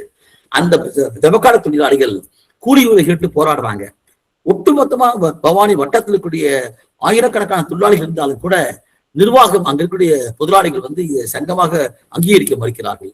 அப்ப இந்த மக்கள் போராடுகிற போது ஏற்பட்ட மோதல்ல தொழிலாளிகள் மீது 307 கீழே வழக்கு போடுறாங்க. ஏறக்குறைய அந்த வழக்குல 21 பேர் மேல வழக்கு முக்கியமா சங்கத்துல மேல போடும்போது அந்த வழக்க ஈரோடு நீதிமன்றத்துல நடத்துறோம். ஈரோட்ல அசிஸ்டன்ட் செஷன்ஸ் கோர்ட்ல அந்த வழக்கு நடத்திய போது பிரான்சிஸ் ஜட்ஜ் இருந்தாரு. அந்த வழக்கில் இந்த தொழிலாளிகளுடைய அப்பொன்னும் நான் பெரிய அளவுக்கு இந்த சட்டத்தில் நுணுக்கங்கள்லாம் படிக்க வாய்ப்பு கிடைக்கல. இருந்தாலும் கூட இதெல்லாம் நான் என்னுடைய 80 தொடங்கி 90 வழக்க சொல்லலாம். அப்ப அந்த 307 அட்டெம்ப்ட் மர்டர் கேஸ்ல ஏறக்குறைய முதலாளிகள் தரப்புல 7-8 பேருக்கு மண்டை உடைஞ்சிருக்கு. அதுல தொழிலாளிகளுடைய முக்கியமான தலைவர்களை போனா உள்ளடக்கி போடப்பட்ட வழக்கு. அந்த வழக்கை இப்படி நடத்துகிற போதுதான் அப்போதெல்லாம் பெரிய பார்வை மோசம்னா என்ன, வரைபடம்னா என்னெல்லாம் எனக்கு தெரியாது. அப்பப்ப படிச்சுட்டு போய் நடத்த போறாங்க. ஆனால் அந்த வழக்கை நடத்தி இறுதியில பார்த்தோம்னா அந்த வழக்கு எனக்கு வெற்றி பெற்றது. இந்த வழக்குல அரசு தரப்பில் உண்மையான genesis of the case the prosecution has not been proved சொல்லி அதுல தீர்ப்பு கொடுத்தாரு. அது பிரான்சிஸ் சொல்லக்கூடியவர். ஆனா ஒரு பெரிய விஷயம் என்னன்னா, அந்த வழக்கை ஒரு இளம் வழக்கறிஞராக தொழிலாளர்களுக்காக போய் நின்று அந்த வழக்கை நடத்துகிற போது அந்த நீதிபதி எனக்கு அப்ப கொடுத்திருக்கூடிய ஒரு பாராட்டுகள் பாருங்க, அதுதான் எனக்கு மிக முக்கியமா இருந்துச்சு. ஏன்னா அவ்வளவு பெரிய வழக்க தனி மனிதனாக நான் நின்று பவானியினுடைய அந்த ஜமக்கால தொழிலாளர்களுக்காக போராடியதும் அந்த வழக்கில் வெற்றி பெற்றது பாருங்க, ஒரு மிகப்பெரிய உனக்கு ஒரு பூஸ்டிங், அது ஒரு புதுதலா நமக்கு இருந்தது. அப்பதான் அந்த 307 அட்டெம்ப்ட் மர்டர் என்ற வார்த்தையினுடைய அர்த்தத்தை பலமுறை படிக்கிறோம். அடுத்தடுத்து அல் ஹல்பபிள் ஹோமிசைட் அமௌண்டிங் டு மர்டர்ன்னு சொல்றோம், ஹல்பபிள் ஹோமிசைட் நாட் அமௌண்ட் டு மர்டர்ன்னு சொல்றோம். கொலைக்கும் கொலை முயற்சிக்கும் என்ன வித்தியாசம்னா, கொலை முயற்சியில அந்த செயல் முடிக்கப்பட்டிருந்தால் had the act been completed, he would have been punished for offense of murder. அதான் சொல்லக்கூடிய விஷயம். ரெண்டு ஏறக்குறைய ஒன்றுதான். இங்க கொலை ஆயிட்டாங்க, நீங்க கொலை ஆகல. ஆனா அட்டெம்ப்ட், அந்த அட்டெம்ப்ட் மர்டர்ங்கிற போதுதான் intention to cause murder, intention to cause a bodily injury that will cause murder. இந்த கோர்ஸ் ஆஃப் ஆக்ஷன்ங்கிற வார்த்தையெல்லாம் படிக்கக்கூடிய வாய்ப்பு கிடைச்சது போறான். அப்ப அந்த வழக்குல தொடர்ந்து படிச்சு ஒரு பக்கம் போய் நேர்ல உட்கார்ந்து நடத்துறோம். இதெல்லாம் நான் சொல்றதுக்கு காரணம், நான் எங்க சீனியரோட வந்து ஒரு ஆண்டு காலத்தான் நான் இருக்கக்கூடிய வாய்ப்பு கிடைச்சது. அப்புறமேல வழக்குகள் வந்த காரணத்தினால நான் பவானிக்கு தனியாக ஆபீஸ் போட்டேன். ஆகவே வழக்குகளை போராத்தையுமே முடிந்த வரைக்கும் நாமளே படிச்சு படிச்சு படிச்சு படிச்சு நடத்த போச்சு. ஆகவே அந்த nuances of the criminal trial சொல்றவல்ல, அந்த விஷயத்தை தெரிந்து கொள்வதற்கு அந்த வழக்கு எனக்கு உதவுச்சு. அங்க தொழிலாளிகள் நாங்க நம்பிக்கை வச்சு கொடுத்தாங்க. அப்ப அந்த வழக்குல வந்து நீதிபதி நான் வந்து உச்சிப்பட்டதுக்கு காரணம் வந்து உண்மையிலே சொல்ல போனோம்னா, முழுமையான வந்து அந்த என்னுடைய திறமைன்னு சொல்லிட முடியாது. அந்த நீதிபதியை பார்த்தோம்னா, ஒரு காலத்துல வந்து கன்னியாகுமரியில வந்து ஒன்றுபட்டு இருக்கிற பொதுவுடைமை இயக்கத்துடைய வேட்பாளராக நின்றவர். அவரு தான் அங்க வந்து பிரான்சிஸ் அவர் பேர் ஈரோட்டுல. கடைசியா இத்தனைக்கு வந்து முதலாளிகள் தரப்புல வழக்கறிஞர் வைத்து அரசு தரப்புக்கு உதவி செய்யறாங்க. அதுல அந்த வழக்குல வெற்றி பெற்றேன். அது நம்ம வந்து பேசுற போது சங்கத்தில் இருக்கக்கூடிய ஒரு சங்கத்தை ஒழிப்பதற்காகத்தான் இந்த வந்து வழக்கு போடப்பட்டது, வழக்குல வந்து அடிப்படை கிடையாதுன்னு சொல்லி பல விஷயத்துல பேசுறேன். அப்பெல்லாம் அந்த அடிப்படை நுணுக்குகள் எனக்கு தெரியாது எனக்கு. ஆனால் அந்த நீதிபதி வந்து அத்தனை பேருக்கும் விடுதலை கொடுத்து விட்டு இந்த 30 நாள் அந்த தேதி அன்னைக்கு, விடுதலை பெற்ற அன்னைக்கு எப்பயுமே ஆனுவல் டே நடத்துவாங்கல்ல, அப்ப வந்து எங்க சீனியர் திருமணிராஜனோட வந்து அவரையும் கூப்பிட்டு உட்கார வச்சுட்டு சொன்னாரு, என் youngest lawyer in the bar has conducted a sessions case and got an acquittal அப்படின்னு சொல்லி நீதிபதிகள் வழக்கறிஞர் பெருமக்களுக்கு இடத்துல சொன்னாரு. அப்ப சொன்ன எனக்கு அப்பதான் அவர் சொன்னார் அவர் யாருன்னு சொல்லிட்டு. அதுல நிறைய விஷயங்கள்ல வந்து ஒரு 2-3 பேர்த்துக்கு ஒரு ஓவர் டாக்ட் இருந்துச்சு. இருந்தாலும் கூட இளம் வழக்கறிஞர் வந்து உழைக்கிற மக்களுக்காக இவ்வளவு சிரத்தை எடுத்துக்கொண்டு போராடியதை பார்க்கிற போது நான் வந்து ஒரு சோசியல் ஜஸ்டிஸ் கான்செப்ட்ல அத்தனை மாதிரி விடுதலை பண்ணேன் அப்படின்னாரு. அப்பதான் எனக்கு கொஞ்சம் அது மிகப்பெரிய பெருமையா இருந்துச்சு. அப்ப தொழிலாளர்களுக்காக போராடுகிற போது நீதிமன்றத்திலேயும் நாம் வந்து ஒரு பாதிக்கப்பட்ட மக்களுக்கு போராடுகிற போது அதற்காக அதை பற்றியும் சிந்திக்கக்கூடிய நீதிபதி இருக்காங்கிறத நான் வந்து தெரிஞ்சுட்டேன். அதுதான் எனக்கு பின்னால என்னச்சுன்னா, நாங்க வந்து 1982ஆம் ஆண்டே பவானி பக்கத்துல வந்து கந்தசாமி தொழிலாளர் வந்து ஸ்பின்னிங் மில் இருந்துச்சு. ஒரு 30 ஆண்டுகள் இருக்கக்கூடிய ஒரு தொழிற்சாலை. 20 வருஷம் வேலை பார்க்கறான், 10 வருஷம் வேலை பார்க்கறான். அங்க இருக்கிற தொழிலாளர்களுக்கு வந்து வெறும் அட்டை தான் கொடுப்பாங்க, ஏதாவது சிகரெட் அட்டை. அந்த அட்டையில நம்பர் கொடுத்துருப்பாங்க, பேர் கொடுத்துருப்பாங்க. 10 வருஷம் வேலை பார்ப்பான், அப்பட மகன வேலை பார்ப்பான். சட்டத்துல வந்து 240 நாட்கள் வேலை செய்தாலே நம்முடைய சைமாவுடைய அக்ரிமெண்ட் பிரகாரமும் சுப்ரீம் கோர்ட் தீர்ப்பு பிரகாரமும் 240 நாள் வேலை பார்த்தோம்னா அது பர்மனன்ட் நேச்சர் ஆஃப் ஒர்க்கா இருந்ததுன்னா அவர் பர்மனன்ட் ஆகும் சட்டம் இருக்குது. 1981ஆம் ஆண்டு தமிழ்நாடு பிறப்பித்திருக்கிற பர்மனன்ட் ஸ்டேட்டஸ் ஒர்க்கர்ஸ் ஆக்ட்ல வந்து 50 பேருக்கு மேற்பட்டிருக்கிற தொழிலாளிகள் ஒரு தொழிற்சாலை இருந்தான்னு சொன்னா அவங்கள வந்து பர்மனன்ட் ஆக்குன்னு சொல்றாங்க. இப்ப 2 calendar years 2 ஆண்டுகள்ல 480 நாள் தொடர்ச்சியாக வேலை பார்த்தாங்கன்னா he is deemed to be a permanent worker சொல்லி சட்டமே வந்தாச்சு. ஆனா அந்த வேலை மட்டும் நிரந்தரமா தொழிலா இருக்கணும். அப்ப ஸ்பின்னிங் இண்டஸ்ட்ரியில வந்து அது வந்து தரணுங்கிறது சட்டம் வந்தாச்சு, சுப்ரீம் கோர்ட் வந்தாச்சு. அதை கேட்டுதான் சங்கம் வச்சு போராடுறாங்க. ஆனால் துரதிருஷ்டவசம் என்னன்னு கேட்டீங்கன்னா, அந்த சங்கத்தை உடைப்பதற்காக முதலாளிகள் வந்து உள் சங்கத்தை ஆட்களை கருணாளிகளை கூட்டிட்டு வந்து அந்த ஃபேக்டரிக்குள்ள தொழிற்சாலைக்குள்ளேயே உள்ள வர வச்சு மோதல் ஏற்படுத்தி அதுல வந்து ஒரு தொழிலாளி இறந்து போறாரு. ஏறக்குறைய அந்த வழக்குல பாத்தீங்கன்னா 188 பேருக்கு வழக்கு போடப்படுகிறது. அதுல வந்து அந்த வழக்க அதுக்கு முன்னால ஒரு 7 கேஸ் போடுறாங்க, ஹட் கேஸ் போடுறாங்க. அந்த 7 வழக்கையும் நான் ஜெயிக்கிறோம். இந்த வழக்கை வந்து திருமணிராஜன் தான் வந்து நடத்துறாரு. அப்ப வந்து எம்டி வானாமலை கிட்ட வந்து நம்ம வந்து ஆலோசனை கேட்டு வந்து அவர் நடத்துறாரு. அந்த கேஸ்ல வந்து 5 பேர்த்துக்கு வந்து வாழ்நாள் சிறை கொடுக்குறாங்க, 21 பேர்த்துக்கு வந்து ஓராண்டு 6 மாதம் கொடுக்குறாங்க. 188 பேர்ல வந்து 5 பேருக்கு வாழ்நாள் சிறை, 21 பேர்த்துக்கு வந்து ஓராண்டு மற்றும் 6 மாதம் கொடுக்குறாங்க.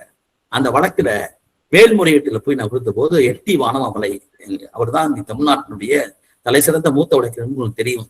அவருக்கு கீழே இருந்தவங்க தான் பல பேர் தமிழ்நாட்டுல வந்து நீதிபதியா வந்தாங்க, இன்றைக்கு இருக்கிறாங்க. இன்னைக்கு இருக்கிற நம்ம இவரு இப்போ தமிழ்நாட்டினுடைய ஸ்டேட் பிபியா வந்து அப்பாயிண்ட் பண்ணக்கூடிய ஜான் சத்யன் என்பவர் கூட கோபிநாத் கூட இருக்கிறவர், அவரும் என்டி வானாமலை கூட இருந்தவர் தான். என்டி வானாமலை மோகன்குமார் மனத்துடைய ஜூனியரா இருந்தவர். அப்ப இவர் பெரிய டீம் இவனா இருந்தாங்க. நாங்களே எங்க சீனியர் திருமணிராஜனும் சென்னைக்கே போய் என்டி வானாமலையோட அந்த அப்பீல போய் பங்கேற்கிறோம் சென்னையில. அந்த வழக்கு வந்து அருணாச்சலமுடைய டிவிஷன் பெஞ்சில் வருது. அந்த வழக்கு நடத்துற போதுதான் ஒரு கிரிமினல் ட்ரையல்ல எப்பப்பட்ட ஒரு நுணுக்கமான சம்பவங்களை பார்க்கலாங்கிறத நான் கத்துக்கிட்டேன். ஏன்னா ஏற்கனவே என்டி வானமலை பவானிக்கு நம்ம சிவகுமார், நடிகர் சிவகுமாருடைய மனைவியுடைய சித்தப்பா சித்தி மாதம்மாலைன்னு சொல்லி சத்தியமங்கலத்துல கூடிய மர்டர் கேஸ்ல அவரே நடத்தினார் இங்க. அது மட்டுமல்ல, நான் எங்க சீரியலோட சேர்ந்து ஒரு 2 வழக்கு நான் ஒரு பழனிசாமி சொல்லக்கூடிய ஒரு வழக்கு, பெருந்துறையில கொலை செய்யப்பட்ட வழக்கு, அதே போல இன்னொரு கருப்பன் சொல்லக்கூடிய ஒரு வழக்கு, இந்த 2 வழக்கிலையும் அவர் கூட இருந்த போது என்டி வானமலை அந்த வழக்குகளுக்காக எப்படி நடத்துன்னு சொல்லி கொடுத்தாரு. ஒரு வழக்குக்கு நேரடியா வந்தாரு. மேல்முறையீட்டு வழக்குல போய் நாங்க நின்று பார்க்கும்போது 1984 நடந்திருக்கக்கூடிய அந்த தீர்ப்புக்கு பின்னால 88 நடந்த ஹைகோர்ட் கேஸ்ல என்டி வானமலை அந்த வழக்குல வாதாடினதும் அந்த நீதிபதி அந்த ஆப்சர்வேஷன் நாம் நினைக்கிறோம். இப்ப உங்களுக்கு எல்லாம் தெரிஞ்சிருக்கு தோழர்களுக்கு, நம்முடைய இளம் வழக்கறிஞர்களுக்கெல்லாம் ஆப்சர்வேஷன் முகஜருக்கு வரைபடத்திற்கு what is evidence value abroad is only drawing. அந்த சம்பவத்தை போய் பார்த்து ஒரு வரைபடம் போடுறாங்க. அதுல ஒரு பார்வை முகஜர் தயார் பண்றாங்க. அங்க இருக்கிற பொருளை சீஸ் பண்றாங்க. இந்த ஒன்றை மட்டும் வைத்துக் கொண்டு அப்படியே அந்த நீதிபதியை அப்படியே அலசி பார்த்துட்டு அந்த பார்வை முகஜர்ல பார்த்தோம்னா ரத்தம் ஏன்னா ஒரு பெரிய குரூப் கிளாஷ், ஒர்க்கர்ஸ் எல்லாம் ஃபேக்டரிக்குள்ள இருக்காங்க, தொழிற்சாலைக்குள்ள இருக்காங்க. வெளியிலிருந்து கருங்காலிகளை கொண்டு உள்சங்கத்தை வச்சுக்கிட்டு உடைக்கிறாங்க அங்க இருக்கக்கூடிய நிர்வாகத்தினர். அதுல ஏற்படக்கூடிய ஒரு மரணம் அது. So it is a group clash that has happen inside the industry. அப்ப who is really aggressor for the occurrence for the death of the person அப்படிங்கிறது மிக முக்கியம்.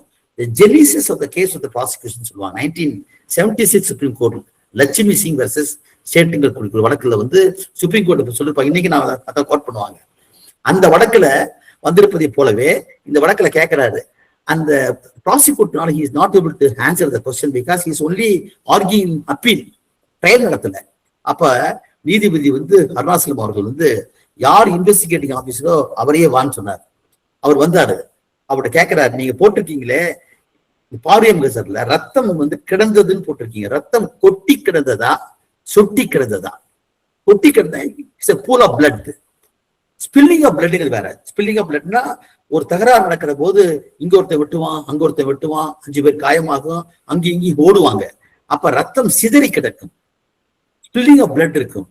அப்படின்னு சொல்ற போதுதான் அந்த ஆள் என்ன சொன்னார்னா, ஐயோ சொன்னார்னா அது ஸ்பில்லிங் ஆஃப் பிளட், தெரித்து கிடந்தது அப்படின்னு சொல்ற போது அப்ப இது குரூப் கிளாஷ் நடந்திருக்குது. அந்த குரூப் கிளாஷ்ல பல பேருக்கு இங்கேயும் அங்கேயும் காயப்பட்டிருக்காங்க. அதுக்கெல்லாம் காரணம் யார்? எப்படி ஒரு தொழிற்சாலைக்குள்ளார தொழிலே வேலை பார்க்காத உள்ள பூந்தான் அப்படிங்கிறதுக்கு ப்ராசிக்யூஷன் தரப்புல பதில் தர முடியல.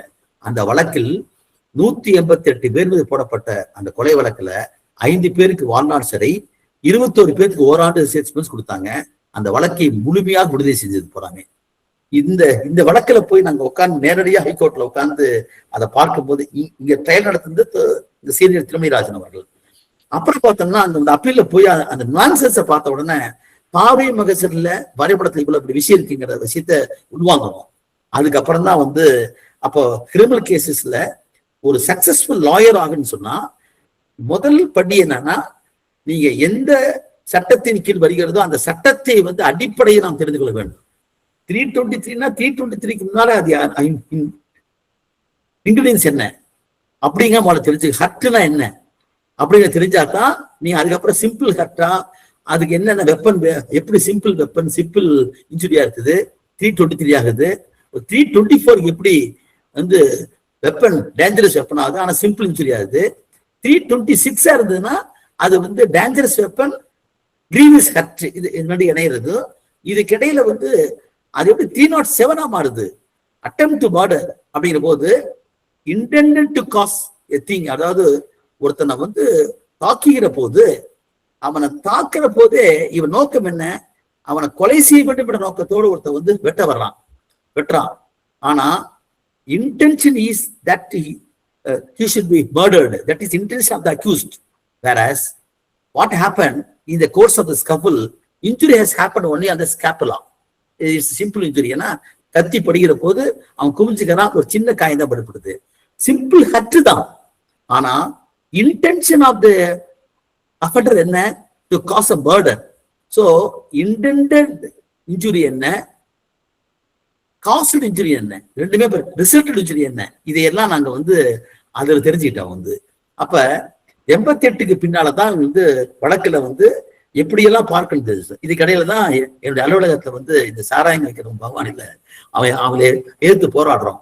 அப்படி எதிர்த்து போராடுற போது என்னுடைய அலுவலகத்தையே தாக்குறாங்க. தாக்கி எல்லாம் வந்து ஒட்டைக்கிறாங்க. அது மெயின் ரோட்ல இருக்கிற ஆபீஸ். என்னோட அலுவலகத்துக்குள்ள வந்து தாக்கிட்டாங்கிற காரணத்தினால பல பேர் நம்முடைய வழக்கறிஞர்கள் இந்த சங்கத்தில் இருக்கக்கூடியவங்க அன்னைக்கு இரவு எங்களுக்கே தெரியாம போய் படத்தை தாக்கிடுறாங்க போலாமே. அதுல என்னாச்சுன்னா போராட்டத்துல போனா என் பேரை பயன்படுத்துறாங்க. நீ வந்து இந்த மாதிரி எங்க வக்கீல் ஆபீஸ்க்கு வந்து காலேஜ் தான் சொல்லி வெட்டுறாங்க பல பேர்த்த. சோ நான் வந்திருக்கேன்னு சொல்லி போட்டு அந்த காயப்பட்ட ஒரு பெண்மணி இறக்குற நிலையில் இருக்காங்க. டைன் டிக்ளரேஷன்ல என்னுடைய பேர் விடுது. நல்லா சின்ன எல்லாம் தெரியும். டைன் டிக்ளரேஷன்ங்கிறது எப்பயுமே வந்து ஒரு நீதிமன்றத்தின் முன்னால அக்யூஸ்ட் நின்றுகிட்டு எதிரியாக நிற்கப்படுகிற போது சொல்லக்கூடிய எவிடன்ஸ் தான் சப்ஸ்டாண்டிவ் எவிடன்ஸ். எப்பயுமே எதிரி இல்லாம இருக்கக்கூடிய எந்த இதா இருந்தாலும் அதுக்கு ஒரு அட்மிசிபிலிட்டிங்கிறது questionable. But there is exception always. Dying declaration under section 32 இருக்கு இல்லைங்க, அது என்ன? Dying declaration is admissible even in the absence of the அக்யூஸ்ட்ங்கிறது தான் சட்டத்தின் நிலை. அப்ப ஒரு டைன் டிக்ளரேஷன்லயே வந்து என்னுடைய பேர் வருது. நான் வந்து A4 நிக்கிறேன், கோபி கோர்ட்ல போய் நிக்கிறேன். நானே கேஸ் நடத்துவேன், நானே அக்யூஸ்ட் நிற்க போறாங்க. அந்த வழக்குல வந்து என்னுடைய பேரை சொல்லிட்டு பல பேர் வெட்டுற காரணத்தினால நானும் வந்திருந்தேங்கிறத டைன் டிக்ளரேஷன் சொல்ல வச்சிருக்காங்க. ஆனா வந்து அந்த இடத்துக்கு சத்தியமா நான் போகல. அன்னைக்கு வந்து ஒரு பெரிய மீட்டிங்ல வந்து நானும் ஸ்டாலின் குணசேகரன் போட்டு கலந்துருக்கிறோம். கலந்து வர்றோம். அப்பதான் சம்பவம் நடந்திருக்குது. ஆனா என் பேர்ல 307.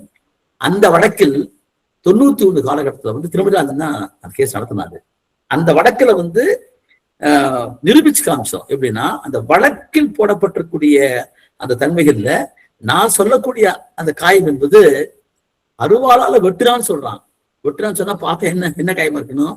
வெட்டு இடத்துல வந்து ஒரு எப்பயுமே வந்து இட் மே பி இன்சைஸ்ட் உண்டு, ஒரு கட் இன்ஜுரி, ஸ்டாப் இன்ஜுரி, ஒரு ஷார்ப் இன்ஜுரினா இருக்க முடியும். ஆனா அங்க இருக்க கன்ஃபியூஷன் தான்.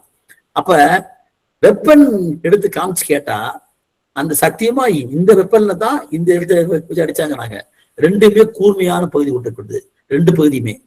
அப்ப ஒரு ஷார்ப் எட்ஜ்டு ஆப்ஜெக்டும் பிளண்ட் ஆப்ஜெக்டும் இருந்ததுன்னா அந்த காயத்துடைய விளிம்புகள் வேற மாதிரி இருக்கும். ஆனா ரெண்டு பக்கம் ஷார்ப்பா இருக்கும் போது அந்த காயம் எப்பயுமே வந்து இன்சைஸ்ட் உண்டா தான் இருக்க முடியும், அது வெட்டுக்காயமா தான் இருக்க முடியும். அந்த ஒரு பாயிண்ட்ல பார்த்தோம்னா நீதிபதி முன்னால் நாங்க வந்து அதை எடுத்து வச்சு வாதாடுறோம். அந்த வழக்கு வந்து 307 வழக்கு அத்தனை பேருக்கு விடுதலையாக போறாங்க. அப்ப 91 வரைக்கும் நீங்க பாத்தீங்கன்னா எங்களுக்கு வந்து என் மீது போடப்பட்ட வழக்கில் இருந்து நான் விடுவிக்கப்படுறேன். அதுக்கப்புறம் தான் வந்து என்னுடைய பயணத்துல பாத்தீங்கன்னா ஒரு வழக்கறிஞர் தொழில வந்து முழுமையாக நான் வந்து ஈடுபடுத்தக்கூடிய வாய்ப்பு கிடைக்குது போறாங்க. இதெல்லாம் நான் சொல்றதுக்கு காரணம் ஒரு சக்சஸ்ஃபுல் லாயரா நாங்க வர்றதுக்கு போது ஒரு பெரிய பயணத்தை மேற்கொள்ள வேண்டிச்சு. நெடிய பயணத்துல உட்கார்ந்து நீ படிச்சு வர வேண்டிருச்சு. அது மட்டுமல்ல, நீதிமன்றத்துல வந்து நீங்க மேஜிஸ்ட்ரேட் கோர்ட்ல இருந்து தான் நம்ம பிராக்டிஸ் ஆரம்பிச்சோம். டிஸ்ட்ரிக்ட் கோர்ட் வரைக்கும் போறோம், கோர்ட்டுக்கு எல்லாம் போய் அட்டெண்ட் பண்றோம். ஆனால் நீதிமன்றத்துக்கு போய் அந்த காலையில 10:30 மணிக்கு போயிட்டு வெயில்ல பேசிட்டு வர்றது, நம்ம வழக்கு நடத்துறது, அப்புறம் ஏதோ உட்காந்து பார்க்கறது மூலியமாக ஒரு சக்சஸ்ஃபுல் ஆயிரம் மாற முடியாது. வழக்கறிஞர் தொழில் நீங்க எடுத்தீங்கன்னு சொன்னா அதற்கு முதல் அடிப்படை அந்த சட்டத்தை அடிப்படையை திரும்ப திரும்ப இன்கிரீடியன்ஸ் புறம் படிப்பது என்பது ஒரு உங்களுக்கு வந்து 307 கேஸ் உங்கள்கிட்ட கையில் கொடுத்தான்னு சொன்னா அல்ல சிவில் வழக்காக இருக்கட்டும் எதுவாக இருந்தாலும் சரி கொடுத்தான்னு சொன்னா முதல்ல அந்த சட்டத்தை தரவா படிக்கணும். ஏன்னா as a lawyer I know the law, our client know the facts of the case. The duty of the lawyer is to apply the law with the facts of the case. ஆகவே சட்டத்தை சரியாக புரிந்து கொள்ளாமல் கட்சிக்காரர்களிருந்து சரியாக instruction பெற்று அதை ரெண்டையும் பொருத்தி பார்க்கலன்னு சொன்னா you cannot win the case. It may be a civil case, it may be a criminal case. That is experience of me. அப்ப அந்த அடிப்படையில் தான் ஒரு குற்றவியல் வழக்குகளாகட்டும் உரிமையல் வழக்குகளாகட்டும் இந்த ரெண்டுலையுமே இன்ஸ்ட்ரக்ஷன் ஃப்ரம் த கிளையண்ட் பாருங்க, அதை வந்து கரெக்டா பெறணும், சரியா பெறணும். ஈஸ்ட்மெண்ட் ஆக்ட்னு சொன்னா இந்த மாதிரி ஒரு தடபாத்தியம் இருக்குது. இட்ஸ் a landlocked ஒன்று. ரோட்டுக்கு போனோம்னா 2 பேருடைய நிலத்தை கடந்து தான் போக முடியும். இந்த 2 பேர் நிலத்தை கடந்து போகிற போது உங்களுக்கு பாத்தியம் இல்லாத இன்னொருத்தருடைய நிலம் அது. அந்த நிலத்தின் வழியாக நீங்க ரோட்டுக்கு போறீங்க சொன்னா, unless you know about the Eastment Act, you cannot file a case. அப்ப ஈஸ்ட்மென்ட் ஆக்ட்ல செக்ஷன் 4 என்ன சொல்லுது? நீங்க வந்து டாமினன்ட் டெனமென்ட், சர்வியன்ட் டெனமென்ட் சொல்றோம். யாருக்காக அது உரிமை இருக்கிறது, யாருடைய பூமி இருக்கிறது. அப்ப அடுத்தவருடைய அந்த டைட்டில் ஒத்தாத்தான் ஈஸ்ட்மெண்ட்டே கேட்க முடியும். The mode of acquisition may be different one. 20 years portion of prescription, grant, long user, இதெல்லாம் நெசசிட்டி தான் உண்டு. ஆனா அடுத்தவருடைய பூமி என்பது நீங்க ஏற்றுக்கொண்டால் மட்டும்தான், ஒத்துக்கொண்டால் மட்டும்தான் ஈஸ்ட்மென்ட் கேட்க முடியும். இல்லைன்னா நீங்க வந்து உங்களுக்கே உரிமை இருந்து வச்சுங்க, அப்படி கேட்கறது வேற. அப்ப இத முதல்ல புரிஞ்சுக்கணும். நம்ம கட்சிக்காரன் சொல்லுவாரு, எனக்கு போற தடம்பு இருக்குங்க, பாத்தியம் தான் சொல்லுவாரு. அவருக்கு தெரியாது பாங்க. கரெக்டா இன்ஸ்ட்ரக்ஷன் வாங்கணும்னா தான் அப்ளை பண்ண முடியும். அதே படத்தான் கிரிமினல் வழக்கும். அப்ப என்னுடைய வாழ்க்கையினுடைய இந்த வந்து வழக்கறிஞர் பயணத்துல இது போன்ற கற்றுக்கொண்ட காட்டி தான் ஒரு பக்கம் சிவில் வழக்காகட்டும், கிரிமினல் வழக்காகட்டும், ரெண்டுலையுமே வந்து முதல்ல உட்கார்ந்து அவருடைய இன்ஸ்ட்ரக்ஷன் பூரா கேட்கறது, எந்த சட்டத்தின் அடிப்படையில் வருகிறதோ அந்த சட்டத்தை வந்து திரும்ப திரும்ப படிப்பது. நீ கிரிமினல் கேஸ் மட்டும் நான் சொல்றேன், ஒரு சக்சஸ்ஃபுல் லாயர் ஆகிறதுக்கு ஒரு அடிப்படை என்னன்னு கேட்டா, சார்ஜ் ஷீட் கொடுத்தான்னு வச்சுங்க, அந்த சார்ஜ் ஷீட்டை வாங்கி முழுமையா படிக்கணும். ஒரு முறை அல்ல, 2 முறை அல்ல, 3 முறை. உங்களுக்கு ஏறக்குறைய மனசுல பதிஞ்சிடணும். அந்த வழக்கினுடைய முழு பேப்பர் எஃப்ஐஆர்ல ஆரம்பிச்சு அதுல இருக்கக்கூடிய 160 ஸ்டேட்மெண்ட், அப்புறம் வந்து அரெஸ்ட், கன்ஃபெஷனு, ரெக்கவரி, அப்புறம் வந்து ஆப்ஜெக்டிவ் மெஷர், ரஃப் ஸ்கெட்ச், அப்புறம் சயின்டிபிக் இன்வெஸ்டிகேஷனுடைய reports, forensic report, charge sheet, இவைகளை முழுமையாக படித்து இந்த இன்கிரீடியன்ஸை பூரா நாம என்ன தெரிஞ்சுக்கிட்டு அதற்கு பிறகு நம்முடைய வந்து இந்த கிளைண்ட்ஸ்டால என்ன நடந்ததுங்கிறத கேட்கணும். அவங்ககிட்ட நீ வாங்கக்கூடிய இன்ஸ்ட்ரக்ஷன் உண்மையா இருக்கணும். வக்கீல்கிட்ட மட்டும் பொய் சொல்லக்கூடாது. டாக்டர்கிட்டயோ வக்கீல்கிட்டயோ நீ கொலையே பண்ணதான் சரி, உங்களுக்கு வந்து ப்ரிவிலேஜ், ரைட் ஆஃப் ப்ரிவிலேஜ் இருக்குது. ஒரு வக்கீல்கிட்ட போய் நாம கொலை செஞ்சேன்னு சொன்னோம்னா இட்ஸ் எ ப்ரிவிலேஜ்டு கம்யூனிகேஷன். எப்பயுமே ஆர்டிகல் நம்ம செக்ஷன் 126 அது ப்ரிவிலேஜ் கம்யூனிகேஷன், அதை வந்து குற்றமாக சொல்ல முடியாது போறாங்க. அந்த அடிப்படையில அதை கேட்டுட்டு அதை பூரா வாங்கிட்டு ஃபைல பூரா படிச்சுட்டு அந்த சம்பவ இடத்துக்கு போய் பார்க்கணும் தான் முக்கியம். இது வரைக்கும் வந்து நான் எங்க சீனியர்கிட்ட கத்துக்கொண்ட பாடம் அது. NT வானாமலை அவர்கள் வந்தபோது அவரோட போய் நான் வந்து மாதம்பாளையம் சத்தியமங்கலத்துல போய் மாதம்பாளையத்துல அந்த சம்பவ இடத்துல பார்த்தாரு. அப்படியே பார்க்கிற போதுதான் அவங்க என்ன வரைபடத்துல போட்டிருக்காங்க, பாரிமோஸ் இருக்குது, உண்மையில என்ன இருக்குது. ஏன்னா most of the investigating officers பாத்தீங்கன்னா நேர்ல போய் பார்க்க மாட்டாங்க. ஏடையா போவாரு, ரைட்டர் போவாரு, போலீஸ்காரன் போய் அங்க எழுதிட்டு வருவான். ஆனாதான் நீங்க பாத்தீங்கன்னா most of the return statement, இந்த 161/3 ஸ்டேட்மெண்ட், இப்போ 188 ஸ்டேட்மெண்ட்ஸ், இவைகள் பூரா பாத்தீங்கன்னா வழக்கறிஞர் அந்த வந்து அந்த ஆய்வாளருடைய கைப்படையில வந்து 1 or 2% may have written it and all, but mostly to my knowledge and experience, யாரோ ஒருத்தர் எழுதுவாங்க, இவர் கைது போடுவார், அவருக்கு தெரியாது. ஆப்ஜெக்டிவ் ரியாலிட்டின்னு ஒன்று உண்டு. ஒரு விஷயத்தை நேர்ல பார்க்கிற போதுதான் அதனுடைய தன்மை தெரிஞ்சுக்க முடியும். அப்ப ஃபைல்ல ஒரு மாதிரி இருக்கும், சார்ஜ் ஷீட்ல ஒரு மாதிரி இருக்கும், நடைமுறை போய் பார்த்தீங்கன்னா வேற மாதிரி இருக்கும். அப்ப அந்த இடத்தில் தான் நாங்க வந்து என்ன பண்றோம்னா, ஒரு சக்சஸ்ஃபுல் ஆயிரம் போய் முதல்ல போய் சம்பவ இடத்தை பார்க்கணும். சிவில் கேஸாக இருந்தாலும் சரி, கிரிமினல் கேஸாக இருந்தாலும் சரி, அப்படி பார்த்துட்டு வந்த பிறகு நீங்க முதல்ல டிஃபென்ஸை ஃபிக்ஸ் பண்ணணும். ஏன்னா நம்ம மோஸ்ட்லி நம்ம வந்து டிஃபென்ஸ் லாயரா இருக்குன்னு சொன்னா, உங்க டிஃபென்ஸ் என்ன, டோட்டல் டினையலா அல்ல பார்ஷியல் டினையலா அப்படிங்கிறத நாம முதல்ல வந்து நீங்க வந்து உள்வாங்கிக் கொள்ள வேண்டும். அதைத்தான் நாங்க வந்து என்ன எப்படி பார்த்தோம்னா, என்னுடைய வழக்கறிஞர் பயணத்தை வந்து மிக முக்கியமான வழக்காக நான் கருதப்பட்டது வந்து உமர் கயான்னு சொல்லக்கூடிய இப்ப திருப்பூர்ல ஒரு வழக்கறிஞராக பிராக்டிஸ் பண்ணிருக்காரு. சிறைவாசிகளுக்காக இன்றைக்கும் அமைப்பு கண்டு போராடி கொண்டிருக்கிறாரு. அவர் வந்து ஏறக்குறைய 3.5 ஆண்டு காலம் தேசிய பாதுகாப்பு சட்டத்தின் கீழே போடப்பட்டு அவரோட சேர்ந்த 5 தோழர்கள் 6 பேர் மீது நேஷனல் செக்யூரிட்டி அந்த ஆக்ட் மட்டுமல்ல 11 கொலை வழக்கு போடப்பட்டுச்சு. எங்க திருப்பூர் நகரத்தின் திருப்பூரை சுற்றி இருக்கிற அனுப்புறபாளையம் மற்றும் இப்படி சுற்றி உள்ள பகுதியில போறான். அந்த 11 கொலை வழக்குகள்ல 9 கொலை வழக்கு திருப்பூர்ல, மீதி 3 வழக்கு தாராபுரத்துல. இந்த வழக்குகளை நடத்துவதற்காக 40 நாள் விசேஷமா வந்து கோவையில அப்ப ஜஸ்டிஸ் பானுமதி வந்து அங்க வந்து ஏடிஜாவா இருந்தாங்க, CJM கம் ஏடிஜாவை சொல்லலாம் அப்படின்னா அவங்க இருந்தாங்க. 40 நாட்கள் ஒதுக்கப்பட்டு அந்த வழக்கு நடத்தணும். அந்த வழக்கை இப்ப இருக்கு நம்முடைய பியூசியுடைய தேசிய செயலாளருடைய பாலமுருகன் அவர் வந்து எங்களோட இருக்காரு. அவரோட சேர்ந்துதான் அந்த வழக்கை நான் நடத்தினேன். 40 ஆட்கள் ஒதுக்குனாங்க. அந்த வழக்கில் பெற்றிருக்கிற அனுபவம் இருக்கு பாருங்க. அந்த வழக்கை நான் நடத்துற போது நம்ம கோயம்புத்தூர்ல வந்து யாருமே தெரியாது எல்லாத்துக்கும். அந்த வழக்கு நடத்துகிற போது இவங்க எல்லாம் சிவப்பு துண்டு போட்டு கோஷம் போட்டு வருவாங்க ஜெயிலிருந்து.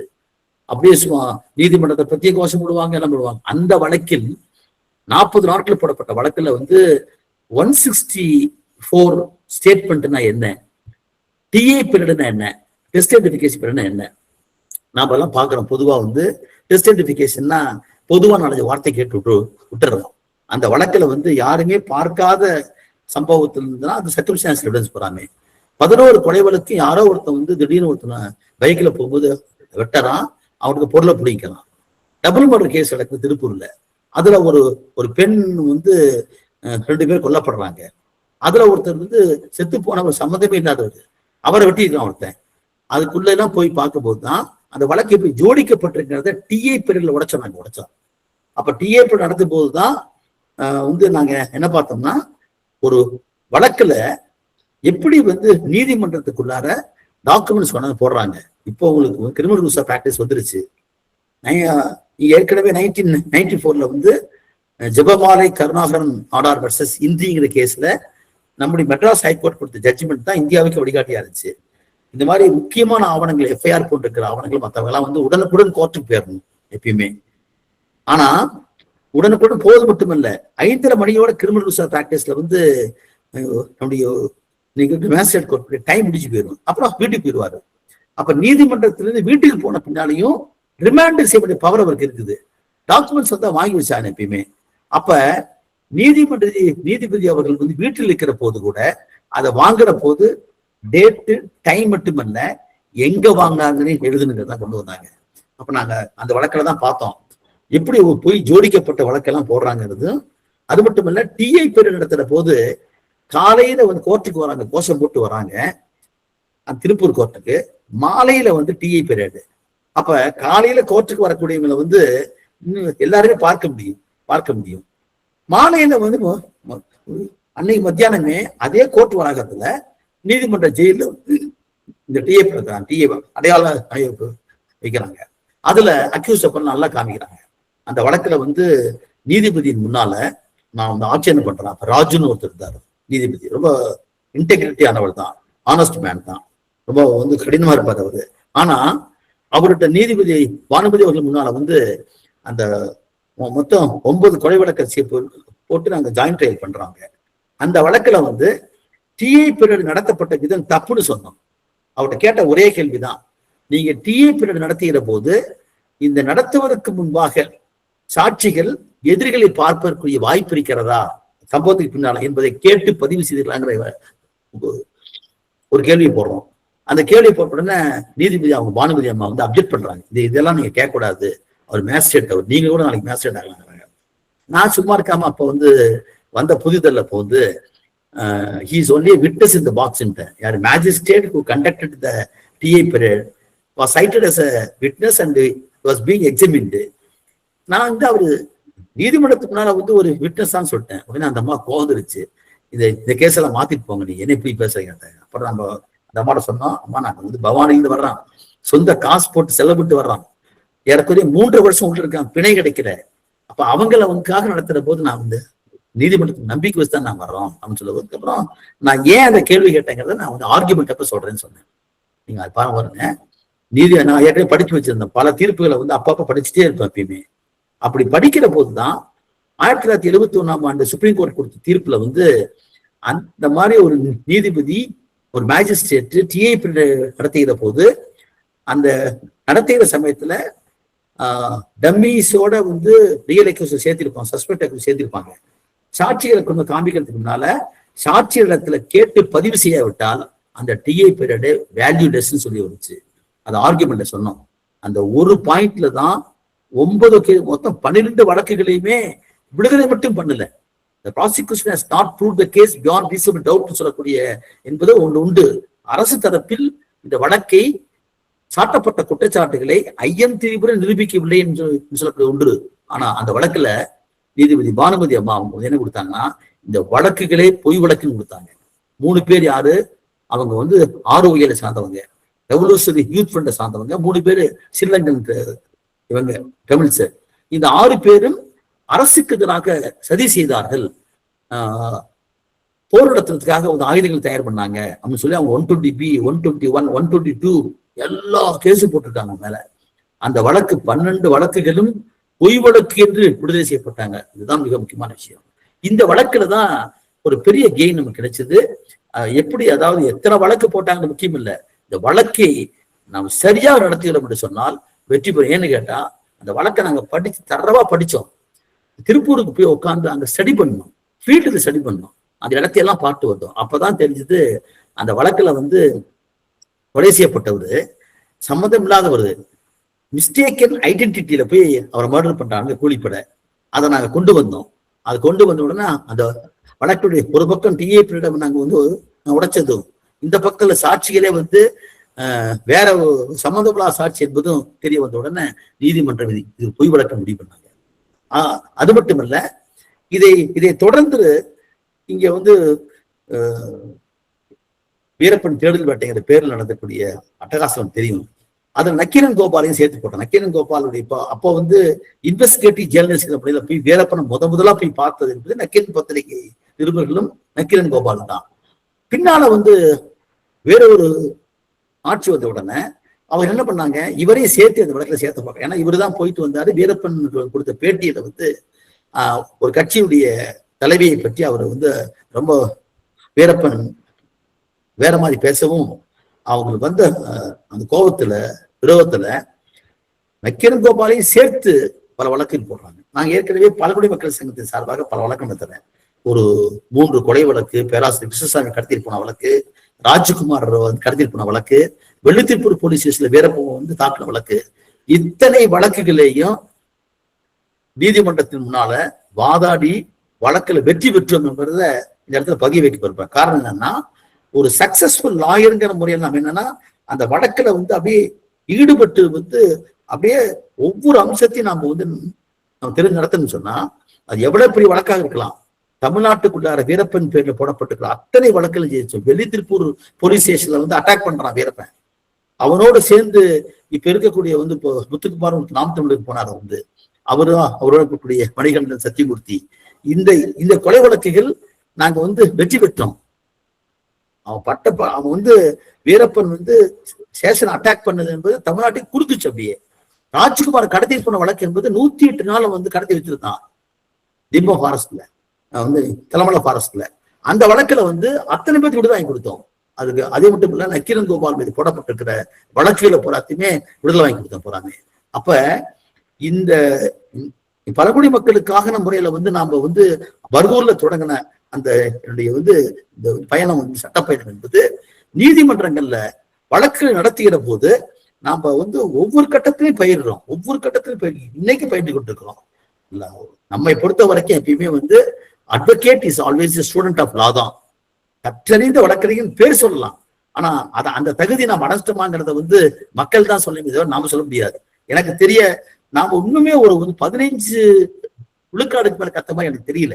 அந்த அளவுக்கு ஒவ்வொரு வழக்கையும் இப்ப இருக்கக்கூடிய DAPA NIA வழக்கெல்லாம் அவங்க விசாரிக்கிற போது எத்தனை விஷயங்கள் வருதுங்க அவனுக்கு. ஆகவே என்னுடைய பயணத்துல வந்து இது மட்டுமல்ல, இதை தொடர்ந்துதான் வந்து மிக முக்கியமான வழக்காக இருந்தது வந்து மேலோட வழக்கு. அந்த வழக்கு நம்முடைய வழக்கறிஞர் ரத்தினம் இன்னைக்கு வந்து உடல்நல சரியா படுத்திருக்காரு. ஆனா அந்த மனிதர் தான் இந்த வழக்கறிஞர்ல வந்து அவர் ஒரு ஆதிக்க சாதியை சார்ந்திருக்கிறார். ஆனால் தலித் மக்களுக்காக தன்னை அர்ப்பணித்து அவர் திண்ணிய வழக்கெடுத்தாரு. அதற்கு பிறகு வந்து இந்த வந்து மேலோட வழக்கெடுத்தாரு. மேலோட வழக்கெடுத்து நடத்தி அதை வந்து சேலத்துக்கு மாத்தி எங்க சீனியர் திருமணிராஜன் அதை வந்து வழக்கறிஞரா போட வைத்து நாங்க பெரிய குழு, நான் பாலமுருகன் போன்றவெல்லாம் கூட போய் இது பண்றோம். சாட்சியில கொண்டாந்து பவான்லேயே தங்க வைக்கிறோம். அவங்களுக்கெல்லாம் நாங்க வந்து ட்ரெயின் அப் பண்றோம் போறா இது உண்மையை சொல்றதுக்காக. அந்த வழக்கில் சேலத்துல 17 பேருக்கு வந்து ஆயுள் தண்டனை வாழ்நாள் சிறையை வாங்கி கொடுத்து சுப்ரீம் கோர்ட் வரைக்கும் நினைச்சு போறாங்க. சின்னகிரம்பட்டி வழக்கு, அதுக்கப்புறம் நான் ஸ்பெஷல் பிபி, அதுல 28 பேருக்கு டபுள் லைஃப் ஆகி கொடுத்தாங்க. அதுக்காகவே போய் உட்கார்ந்து அந்த இடத்த ஸ்டடி பண்ணணும்.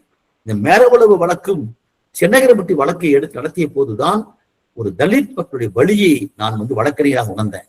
நான் ஒரு பொதுவுடைமை இயக்கத்தை சார்ந்திருந்தாலும் கூட இந்த ஒடுக்கப்பட்டு கிடக்கிற மக்களுடைய வழி என்பது பாருங்க சாதாரணமெல்லாம் கிடையாது. மேடையில பேசுவது எளிது, அந்த மக்களோட வாழ்ந்து பார்க்கிற போதுதான் அந்த வழியை உணர முடியும். அதனுடைய தொடர்ச்சி தான் நான் பின்னடத்தின தமயந்தி வழக்கு வழக்கு, அதே மாதிரி கோகுல்ராஜ் வழக்கு, ஓராஜா வழக்கு, விஷ்ணுபிரியாவுடைய டபுள் மர்டர் கேஸ் இங்கே கோயம்புத்தூர்ல, இன்றைக்கு கவின் சொல்லக்கூடிய ஒரு இளம் பொறியாளர் கொல்லப்பட்ட வழக்கு, இப்படி நாம் தொடர்ந்து இந்த பயணம் போயிட்டு இருக்கு இப்போ வந்து. அப்ப இவைகளை எல்லாம் நீங்க சேர்த்து பார்த்தீங்கன்னா நான் என்ன சொல்ல வரணும்னா, ஒரு சக்சஸ்ஃபுல் லாயரா மாறதுக்கு என்ன தேவைன்னா, முதல்ல வந்து நாம் இந்த சட்டத்தின் அடிப்படையை நாம் கற்றுக்கொள்ள வேண்டும். இப்ப வந்து ஐபிசி, சிஆர்பிசி, எவிடன்ஸ் ஆக்ட் 3 இருந்தது. இப்ப அது 3 புதிய நியூ கிரிமினல் லாஸ் வந்தாச்சு. அதே போல சிறப்பு சட்டங்கள், வன்கொடுமை தடுப்பு சட்டம், NDPS act, prevention of corruption act, domestic violence act, இவைகளை எல்லாம் நீங்க ஒரு வழக்கறிஞர்னு சொல்லிட்டாவே உங்க கையில வந்து இருக்க வேண்டிய புத்தகம் கிரிமினல் மேஜர் ஆக்ட்ல இருக்கிற முறையில் இந்த 3 இருக்குன்னு எப்பயுமே படிச்சுக்கிட்டே இருக்க வேண்டாது. சிவில் கேஸா உங்களுக்கு என்ன, சிவில் கேஸுக்கு கிரிமினல் கேஸுக்கு இருக்கிற வித்தியாசம் என்ன? கிரிமினல் கேஸ்ல வந்து ப்ரூஃப் பியாண்ட் ரீசனபிள் டவுட் என்பதுதான், சந்தேகத்துக்கிடமின்றி நிரூபிக்க வேண்டும் என்பதுதான். அதே சமயத்துல வந்து சிவில் வழக்கு போகும்பொழுது it is based on preponderance of the probabilities of the case சொல்றோம். மேம்பட்ட சாட்சியத்தை நாம வந்து முன்வைக்கிறாங்க போலாமே. அப்ப இந்த ரெண்டுக்கு இருக்கிற அந்த அந்த வித்தியாசம் மட்டும் புரிந்து கொண்டு நாம பர்டன் ஆஃப் ப்ரூஃப் என்பது யாருடைய தலையில் இருக்கிறது? எப்பயுமே நீதிமன்றத்துக்கு வருகிற தலைமையில் தான் பர்டன் ஆஃப் ப்ரூஃப் இருக்கும், நிரூபிக்கக்கூடிய கடப்பாடு என்பது இருக்கும். ஆனால் இப்போ வந்து இன்னைக்கு இருக்கிற கிரிமினல் சிஸ்டம் மாறியாச்சு. அப்படியே 2000க்கு அப்புறம் வந்து கேடி தாமஸ் அவர்கள் வந்து நீதிபதி வந்த பிறகு அந்த தன்மை அப்படியே மாறி இப்ப ஏறக்குறைய accused has to place his preponderance of probabilities of the case வந்தாச்சு. அப்ப உங்களுக்கு எதிராக இன்கிரிமினேட்டிங் எவிடன்ஸ் வருகிற போது அந்த இன்கிரிமினேட்டிங் எவிடன்ஸை வந்து ப்ராப்பர் எக்ஸ்பிளனேஷன் கொடுக்கணும். இப்போ ஃபோக்சோ ஆக்ட் வந்தாச்சு. ஃபோக்சோ ஆக்ட்ல செக்ஷன் 2930 வந்தாச்சு. அப்ப செக்ஷன் 2930 பொறுத்தவரைக்கும் guilty mind has to be perceived by the கோர்ட்ங்கறான். எஃப்ஐஆர் போட்டு சார்ஜ் ஷீட் போட்டாவே போதும், the court has to draw பிரிசம்ப்ஷன்ங்கறான். உங்களுக்கு தெரியும் பிரிசம்ப்ஷன்ங்கிறது மிக முக்கியமான ஒன்று. செக்ஷன் 4 ஆஃப் எவிடன்ஸ் ஆக்ட் படத்துல வருது. மே பிரிசியூம், ஷால் பிரிசியூம், தென் கன்க்ளூசிவ் ப்ரூஃப்னு வருது. அப்ப இந்த மே பிரிசியூம் எப்ப வரணும், ஷால் பிரிசியூம் எப்ப வரணும், கன்க்ளூசிவ் ப்ரூஃப் என்ன, இந்த 3ஐயும் நாம வந்து சரியான முறையில் படிச்சா மட்டும்தான் லாவை பொறுத்தளவு பிரிசம்ப்ஷன் ஆஃப் லா என்பது அங்க இருக்குது. பிரிசம்ப்ஷன் ஆஃப் ஃபேக்ட் என்பது 114 வருது, போதும் 114 செக்ஷன்ல வருது போறாங்க. அது கொடுக்குற 8 பாயிண்ட்ஸ் போனா வரும். ஆக இந்த ஒரு சிறப்பான வழக்கறிஞராக நம்ம வரணும் நம்ம நினைச்சோம்னு சொன்னா, நீங்க சுப்ரீம் கோர்ட்ல பிராக்டிஸ் பண்றீங்க, ஹைகோர்ட்ல பிராக்டிஸ் பண்றீங்க, டிஸ்ட்ரிக்ட் கோர்ட்ல பிராக்டிஸ் பண்றீங்க, மேஜிஸ்ட்ரேட் கோர்ட்ல பிராக்டிஸ் பண்றீங்கிற வித்தியாசம் நான் இன்னைக்கு வரைக்கும் பார்க்கலீங்க. என்னோட அனுபவத்துல ஒரு சிறப்பான வழக்கறிஞர் என்பவர் எளிய மக்களுக்காக நீங்க வந்து அவருடைய வழக்கு எடுத்து நாம் திறம்பட செய்வது with all our sincerity and honesty அப்படின்னு சொல்ற வார்த்தை கொடுது, வித் மை எபிலிட்டிங்கிற வார்த்தை கொடுது. எனக்கென்று இருக்கிற தகுதி அடிப்படையில அது சிறப்பா நடத்தணும். அது போன்ற ஒரு முறையில வந்து வருவதற்கு அடிப்படை என்ன, நீங்க வந்து ஸ்டடி வித் பேப்பர்ஸ் என்றால் நீங்க பேப்பர் படிக்கிறோம், சட்டத்தை படிக்கிறோம், தீர்ப்பை படிக்கிறோம். என்னுடைய sincere advice to the young advocates என்னன்னா, ஒரு நாளைக்கு அட்லீஸ்ட் நீ ஒரு ஜட்ஜ்மெண்டாக படிக்கணும். சைட்டேஷன்ஸ் இப்பெல்லாம் வந்தாச்சு நமக்கு, இல்ல லைவ்லா வந்தாச்சு, சிடிஜே வந்தாச்சு, எஸ்சிசி வந்தாச்சு. நீங்க வந்து அது மட்டும் இல்ல, இது போன்றக்கூடிய செமினார்ஸ் எல்லாம் வந்தாச்சு. நீதிமன்றத்தில் உட்கார்ந்து கொண்டு சீனியர்ஸ் நடத்தக்கூடிய வழக்குகளை வந்து கவனிப்பது என்பது மிக முக்கியமானது. நான் விருதாஸ் ரெட்டியாரை கூப்பிட்டு வந்து வழக்கு நடத்தினேன். இப்ப அவர் அந்தியூர்ல ஏஜி கணாஜன்றது எம்எல்ஏ இருந்தாரு, இப்பதான் நிற்க ஆரம்பிச்சவர். அவர் மேல பொய் வழக்கு போட்டாங்க. அப்ப அந்த வழக்கை வந்து திமுக தலைமையிலேயே அப்ப வந்து ஆர்டிஆர் இருந்தாரு. இங்க வந்து என்கே பெரியசாமி, நம்ம இவங்க முடக்குறிச்சி சுப்புலட்சுமி இருந்தாங்க, இவங்கெல்லாம் மினிஸ்டர்ஸ். அவர் என் மேல நம்பிக்கை வச்சு எனக்கு பாப்பா மோகன் தான் வேணும்னு சொன்னாரு. அவங்க வக்கீல் நிறைய பேர் இருந்தாலும் கூட அந்த வழக்கை எங்களை ஒப்படைச்சாங்க. எனக்கு ஏற்கனவே நான் அவருக்கு நிறைய கேஸ் நடத்தி கொடுத்துருக்கேன். அந்த வழக்கு நடத்துற போது எனக்கு என்னன்னா 2 பேரும் அக்யூஸ். A2க்கு நான் எடுத்துக்கிட்டேன். A1க்கு வந்து அவருக்காக நான் வந்து ரெட்டியாரை கூப்பிட்டு வந்தேன். ரெட்டியாரை கூப்பிட்டு வந்த போதுதான் அப்படி தமிழ்நாட்டினுடைய தலை சிறந்த வழக்கறிஞர்கள் ஒருத்தராக கருதப்படக்கூடியவர் பார்த்தசாரதி ஒரு சேலத்தில் இருந்தாரு. அதே மாதிரி இங்கே அவர் இருந்தாரு. தென் மாவட்டங்களில் குற்றாலம் கொண்டிருக்கிறவங்க நிறைய பேர் இருந்தாங்க. அங்க வந்து பழை சண்முகம், என்டி வானவன் இருந்தாங்க. ரெட்டியாரோடு ஒரு 3 நாட்கள் எவ்வளோ இருந்து அந்த இடத்த போய் பார்த்து வரது போது கூட்டு போனாரு. 2 நாள் கூடவே இருந்தேன். அப்பதான் வந்து ரெட்டியார் என்ற ஒரு மனிதன், ஒரு வழக்கறிஞர் ஏன் சக்சஸ்ஃபுல் ஆயிரம் மாறினாங்கிறத நான் பார்த்தேன். எவிடன்ஸ் ஆக்ட்ங்கிறத அப்படியே கரைச்சு குடிச்சு வச்சுக்கலாம் மனுஷன். அப்ப நீங்க கேட்கிற கேள்வி எதுவுமே within the 4 walls of the Indian evidence act தான். அட்மிசிபிலிட்டி, இன்அட்மிசிபிலிட்டி, ரிலையபிலிட்டி அண்ட் அன்ரிலையபிலிட்டி, இந்த 4 தான் இருக்கணும். நீங்க வந்து கேட்கிற கேள்வி சட்டத்தின் அடிப்படையில வந்து அட்மிசிபிளா இருக்கணும். இன்அட்மிசிபிளா தான் அந்த கேள்வி கேட்கவே கூடாது. Reliability, so admissibility and reliability are not synonymous. 2 வெவ்வேறுங்கிறத நம்ம உள்வாங்கணும். ஏன்னா ஒரு நீங்க கேள்வி கேட்கிற போது எப்பயுமே சட்டத்துல வந்து 5, அதாவது section 5 of the evidence act இப்ப வந்து பாரதிய சாட்சி அதிநியத்தில் வருது. செக்ஷன் மட்டும் தான் மாறுது. Fact in issue are the relevant facts in respect of the fact in enquiry and of not others வார்த்தையை போடுறோம். அந்த வார்த்தையை போடுறப்போ நாட் அதர்ஸ்ங்கிறப்போ என்ன அர்த்தம்? நீங்க கேட்கிற கேள்வி வந்து அட்மிசிபிலிட்டி, ரிலையபிலிட்டியா இருக்குதுதான். சரி, இது எப்படி பார்க்க முடியும்? ஒரு கேள்வி கேட்கறீங்க, பின்ன நான் ப்ராசிக்யூட்டராக இருக்கிறேன், டிஃபென்ஸ் லாயராக இருக்கிறேன், பல நீதிமன்றங்களை பார்க்கிறேன். இப்போ வந்து நீங்க கேட்கிற கேள்வி எப்படி இந்த வழக்குக்கு பொருந்துகிறதுன்னு சொல்லுவாங்க. In what way your question is relevant to the case. நான் நினைச்ச கேள்வி கேட்பாங்க தலைவர். எது கேட்கறாங்கிறது அவருக்கே தெரியாது. இதை பல இதை சொல்லியிருக்காங்க.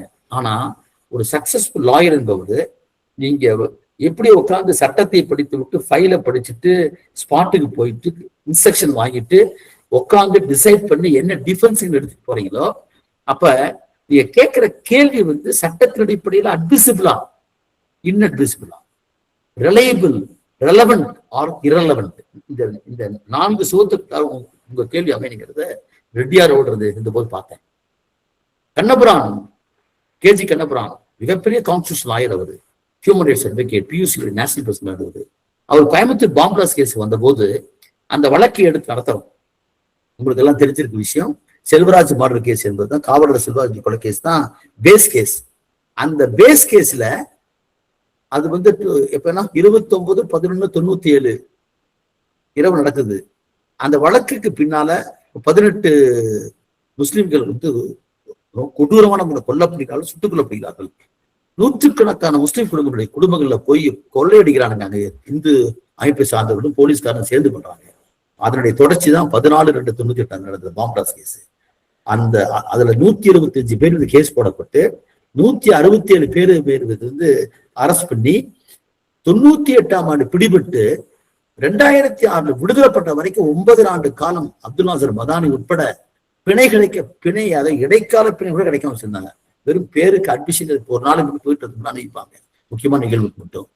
அப்பேற்பட்ட வழக்குல கண்ணபுரான் வழக்கறிஞர் வந்து எங்களோட உட்கார்ந்து ஒரு 3 நாட்கள் ஒரு ஏறக்குறைய 4-5 முறை வந்து ஆர்கியூ பண்ணாரு. அவரோட உட்கார்ந்து ஒரு வழக்கை எப்படி பார்க்கணும் அப்படிங்கிறதுக்கு அப்படியே உட்கார்ந்து சொன்ன விஷயம் பாருங்க. அதுதான் இன்றைக்கு வந்து இத்தனை வழக்கு நடத்துறதுக்கு பெரிய காரணம் வந்து போறாங்க. அப்ப பல பேர்த்துடைய அவருடைய பேச்சுக்களையும் அவருடைய ஆர்குமெண்ட்டையும் கிராஸ் எக்ஸாமினேஷன் பார்ப்பது என்பது ஒன்று, நாம் உட்கார்ந்து டெஸ்க் ஒர்க் பண்றது, பார்ப்பது ஒன்று, சம்பவ இடத்தை போய் பார்ப்பது ஒன்று, இன்ஸ்ட்ரக்ஷன் ஆகுது ஒன்று. இவைகளோடு சேர்ந்து யாருக்காக நாம் இருக்கிறோம், அத நீங்க வந்து எளிய மக்களுக்காக நீங்க வந்து இலவசமா செய்யலாம், அது நம்முடைய கடமை. ஆனா மற்ற எல்லா கேஸுக்கும் செய்யணும் அவசியம் கிடையாது. நீங்க வந்து மற்ற வழக்குகளுக்கு உரிய வழக்குகளுக்கு உரிய கட்டணம் பெறணும். அப்படி பெற்று நடத்தணும்னு சொன்னா இன்னைக்கு வந்து இளம் வழக்கறிஞர்கள் நிச்சயமா சொல்றேன், இன்னைக்கு இருக்கிற சூழல்ல நம்முடைய அரசியல் சாசனத்துடைய அடிப்படை கட்டமைப்புக்கே பெரிய ஆபத்து வந்தாச்சு. பாபர் மசூதி இடிக்கப்பட்டதுக்கு காரணமானவர்கள் எல்லாம் விடுதலை செய்யப்படுறாங்க. ஆனால் அந்த இடத்தையே யாருக்கு ஒப்படைக்கிறாங்க? அந்த இடத்தை எவன் இடிச்சானோ அவனுக்கு ஒப்படைக்கப்படுகிறது. இது சுப்ரீம் கோர்ட்டே கொடுக்குது. ஒரு சமத்துவத்தின் பேர்ல பெண்கள் ஆண் பால் இவங்களை சமத்துவம் வேணும்னு சொல்லி சட்டம் ஆர்டிகல் 15 சொல்லுது. Article 17 untouchability has been eradicated, abolition சொல்றோம். ஆனால் நீதிமன்றங்கள் இன்றைக்கும் கூட பார்க்கிறோம், இந்த வேறுபாட்டை பார்க்கிறோம். பாபர் வந்து இந்த ஐயப்பன் கோயில் விஷயத்துல ரொம்ப 19 நாள் பாதிக்கிறார்கள். எங்க சுப்ரீம் கோர்ட்ல ரிவ்யூ பெட்டிஷன்ல விசாரிக்கிறாங்க, உத்தரவு போட்டாச்சு. இதெல்லாம் என்ன ஒரு பெரிய சவாலா இருக்கக்கூடிய காலம் அது. நீதிமன்றத்துல வந்து வழக்கறிஞர் பணி என்பது இன்னமும் கூர்மைப்படுத்தப்பட வேண்டிய ஒன்றாக இருக்கிறது. அது உச்ச நீதிமன்றத்தில் மட்டுமல்ல, ஹைகோர்ட்ல மட்டுமல்ல, விசாரணை நீதிமன்றங்களையும் நாம் வர வேண்டியிருக்கோம். அதான் இந்த டிஸ்ட்ரிக்ட் கோர்ட்டுக்கு மிகுந்த முக்கியத்துவம் கொடுக்கலாம். அப்ப இங்க போற ட்ரையல் தான். அப்ப ட்ரையல் என்று சொல்லுகிற போது ஒரு சக்சஸ்ஃபுல் லாயர் என்பவர், அவர் வந்து ஒரு முதல் தலைமையிலிருந்து வந்துக்கூடியவங்க, பெரிய ஆங்கிலத்தில் பெரிய புலமை இல்லாதவங்க, அதே சமயத்துல வந்து அடிப்படையான சட்ட அறிவு மட்டும் இருந்ததா போதும், நாம வந்து வழக்கறிஞர் தொழில மிக சிறப்பா வர முடியுங்கிறதுக்கு பெரிய உதாரணம் என்பதுதான் இன்றைக்கு நாம வந்து சக்சஸ்ஃபுல் வந்திருக்காங்க.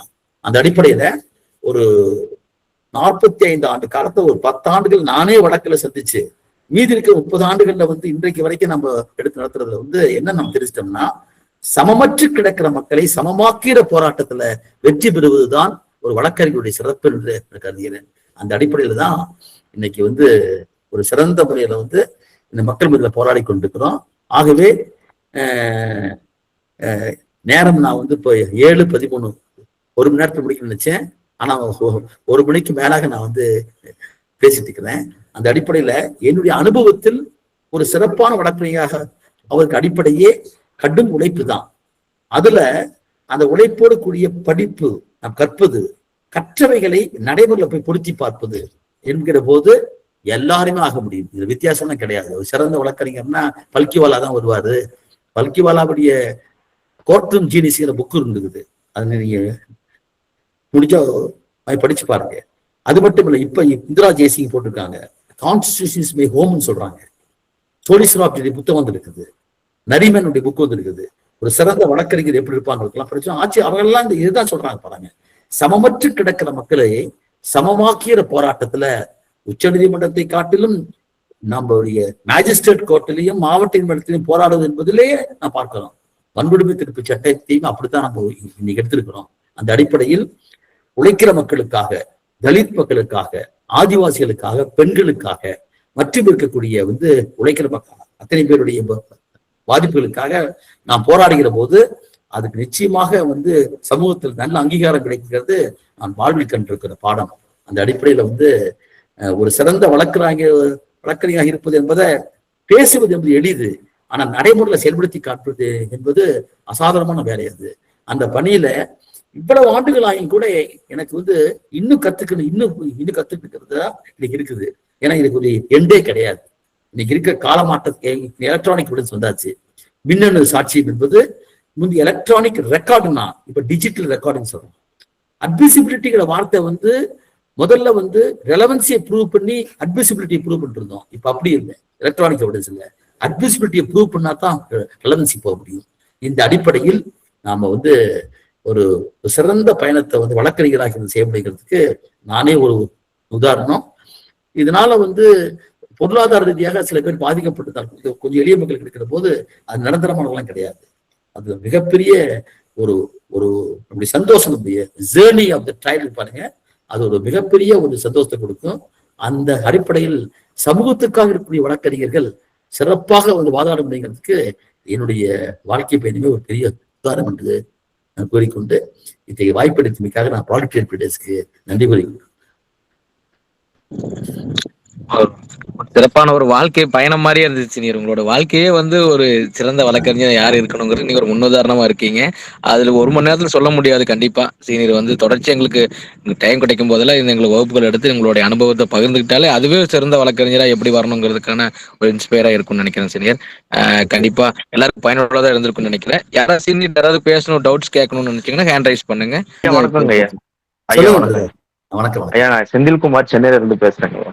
சென்னைங்களா? வணக்கம் வணக்கம். ஆமா ஐயா, உங்களுடைய அந்த விஷயங்கள், நீங்க போராட்டம் பண்ணணும் எல்லாமே ரொம்ப, நீங்க வந்த பாதைகள்லாம் சொன்னீங்க. அதெல்லாம் யங்லாயருக்கு ரொம்ப வந்து இனிமேல் வந்து காசுக்காகவும் சமுதாயத்துக்காகவும் கொஞ்சம் போராடணுன்ற எண்ணத்தை வந்து உருவாக்குது எங்களுக்கு. இப்ப நீங்க சொன்ன அந்த மகதர்லாம் கொஞ்சம் ஜட்ஜ்மெண்டா கொடுத்தீங்கன்னா எங்களுக்கு ஃபியூச்சர்ல நல்லா நன்றிங்க.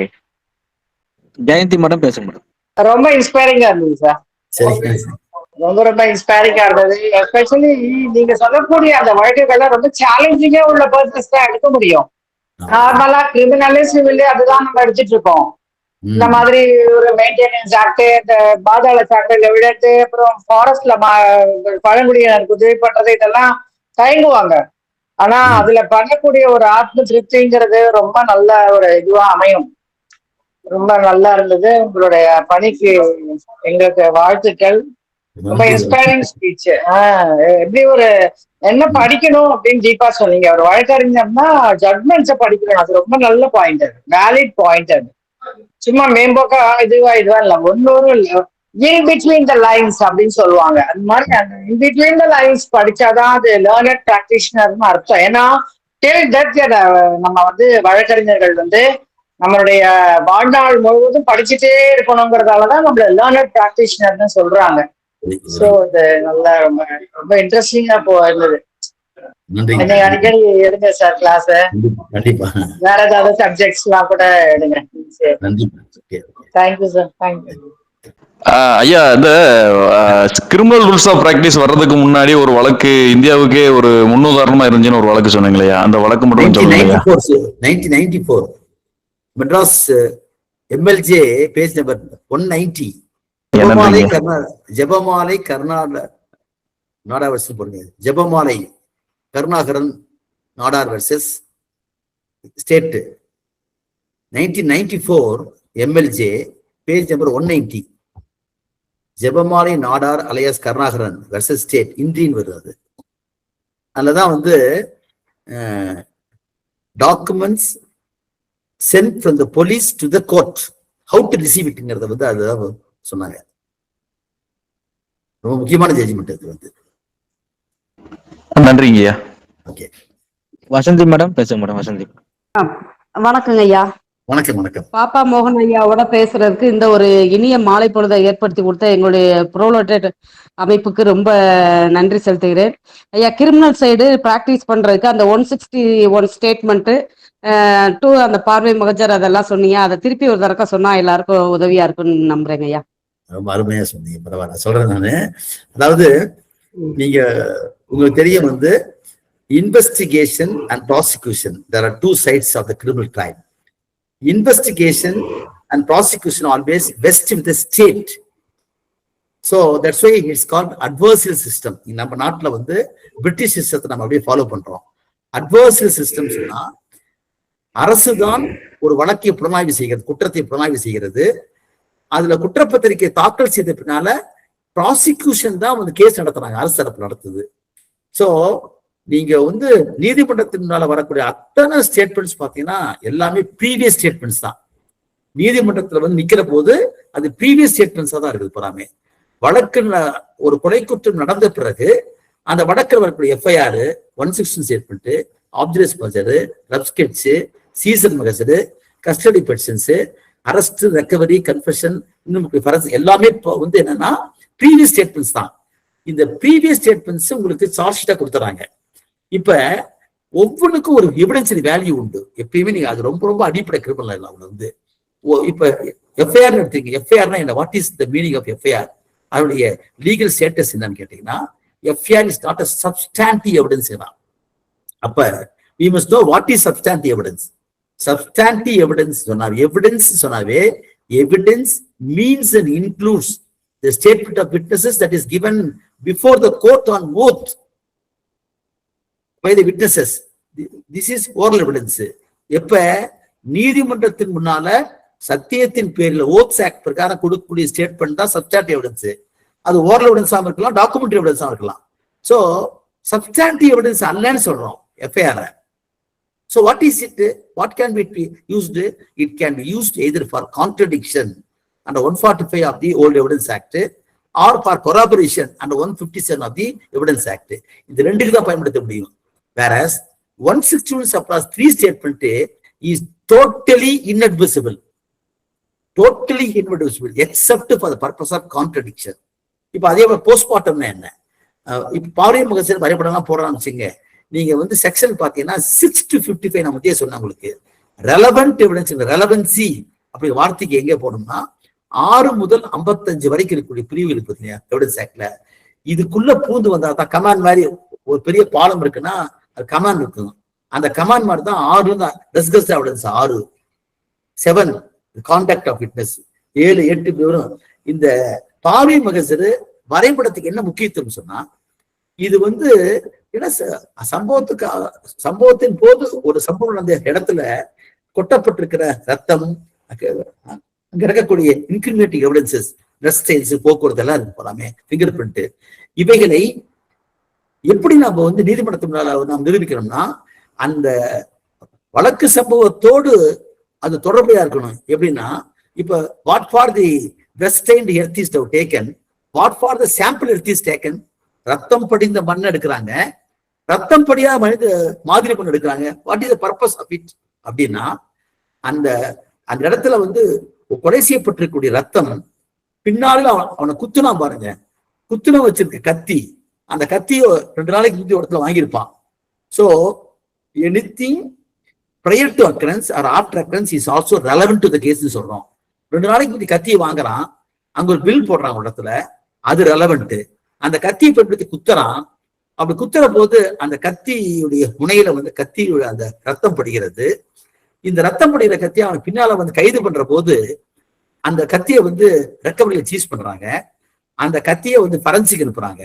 அந்த ஃபரன்சிக் அனுப்புற போது அந்த கத்தியில ரத்தம் B+ வச்சுங்க, செத்து போன ரத்தம் என்ன B+. இடத்துல பாலியமோஸ்ல கிடக்கிற அந்த டெயின்டட் எர்த்துடைய ரத்தம் என்ன B+. மாடல் எதுக்காக எடுத்தாங்க, அந்த இடத்துல அந்த இடத்துலதான் எடுத்தாங்கிறதுக்காக காமிக்கூடிய ஒரு உதாரணம் தான் போறாங்க. அப்ப இப்போ நேர்ல கூட சாட்சி பார்க்காம இருக்கலாம், ஆனால் சூழ்நிலை சாட்சிகள் வரும்போது it is for the prosecution to prove the case beyond reasonable doubt அப்படிங்கிற போது இந்த cumulative analysis of entire evidence with legal eye இதுக்கு ஒரு முக்கிய பங்கு உண்டு. அப்ப வரைபடத்துல போட்டக்கூடிய அங்க நிகழ்ச்சி, இப்ப நான் சமீபத்துல ஒரு கேஸ் நடத்துறேன், 25 ஆண்டு நடத்தின கேஸ், டெக்காய்டி கேஸ் போறான், வீட்டுக்குள்ள பூந்து ஒட்டச்சு உள்ள பூந்துக்கிற பொருள் எல்லாம் தூக்கிட்டு போயிட்டான்னு சொல்றாங்க. ஆனா பாறை மோசடி வரைபடத்துல எங்கேயுமே no symptoms at all, no symptoms at all. ஒரு 40-50 பேர் உள்ள பூந்து ஒட்டச்சு உள்ள போய் அடிச்சு நுறுக்குனா சொல்றாங்க, ஆனா பார்த்தா ஒண்ணுமே இல்லை. So though it is not a substantive piece of evidence, it is admissible to prove that no such occurrence has taken place. ஆகவே நீங்க இவ்வளவு முக்கியத்துவம் உண்டு, அது பாரியம் முக்கியத்துவம் உண்டு.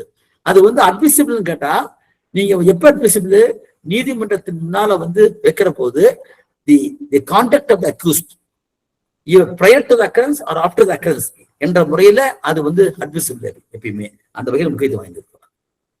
இந்த மாதிரி நிறைய இருக்கு போறாங்க. ஓகே சரி, பிரமோத் சார் பேசுங்க. Chennai office junior sir Pramod. Pramod Ashok சொல்லுங்க பிரமோத். சார் ஆக்சுவலி ஒரு டவுட் சார், என்னன்னா கிராஸ் எக்ஸாமினேஷன் இப்ப வந்து நீங்க நான் நிறைய வாட்டி பாத்துருக்கேன், டெபோசிஷன் படிச்சுட்டே வருவீங்க, அந்த கிராஸ் அந்த டைம்ல எப்படி சார் அது அது அத பத்தி ஏதாச்சும் தெரிஞ்சுக்கணும்னு நிறைய தெரியும். அது தனியா கிளாஸ் இருக்குங்க. நம்ம வந்து வர சனிக்கிழமை அன்னைக்கு நான் வந்து இதுல ஜுடிஷியல் அகாடமில பேசுறேன், தமிழ்நாடு ஜுடிஷியல் அகாடமில எவிடன்ஸ் ஆக்ட் தான் பேசுறேன்.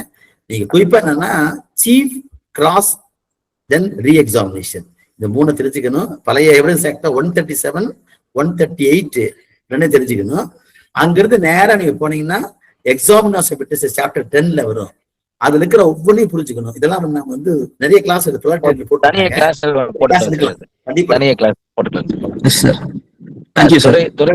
துரைமுருகன் சார் பேசுங்க. வணக்கம். என் பேர் துரை, நான் இங்க நாமக்கல் சட்டக்கல்லூரியில 2ஆம் ஆண்டு சட்டம் படிச்சுட்டு இருக்கேன். தொடர்ச்சியா அவங்க இன்டர்வியூ எல்லாம் பாக்குறேன்.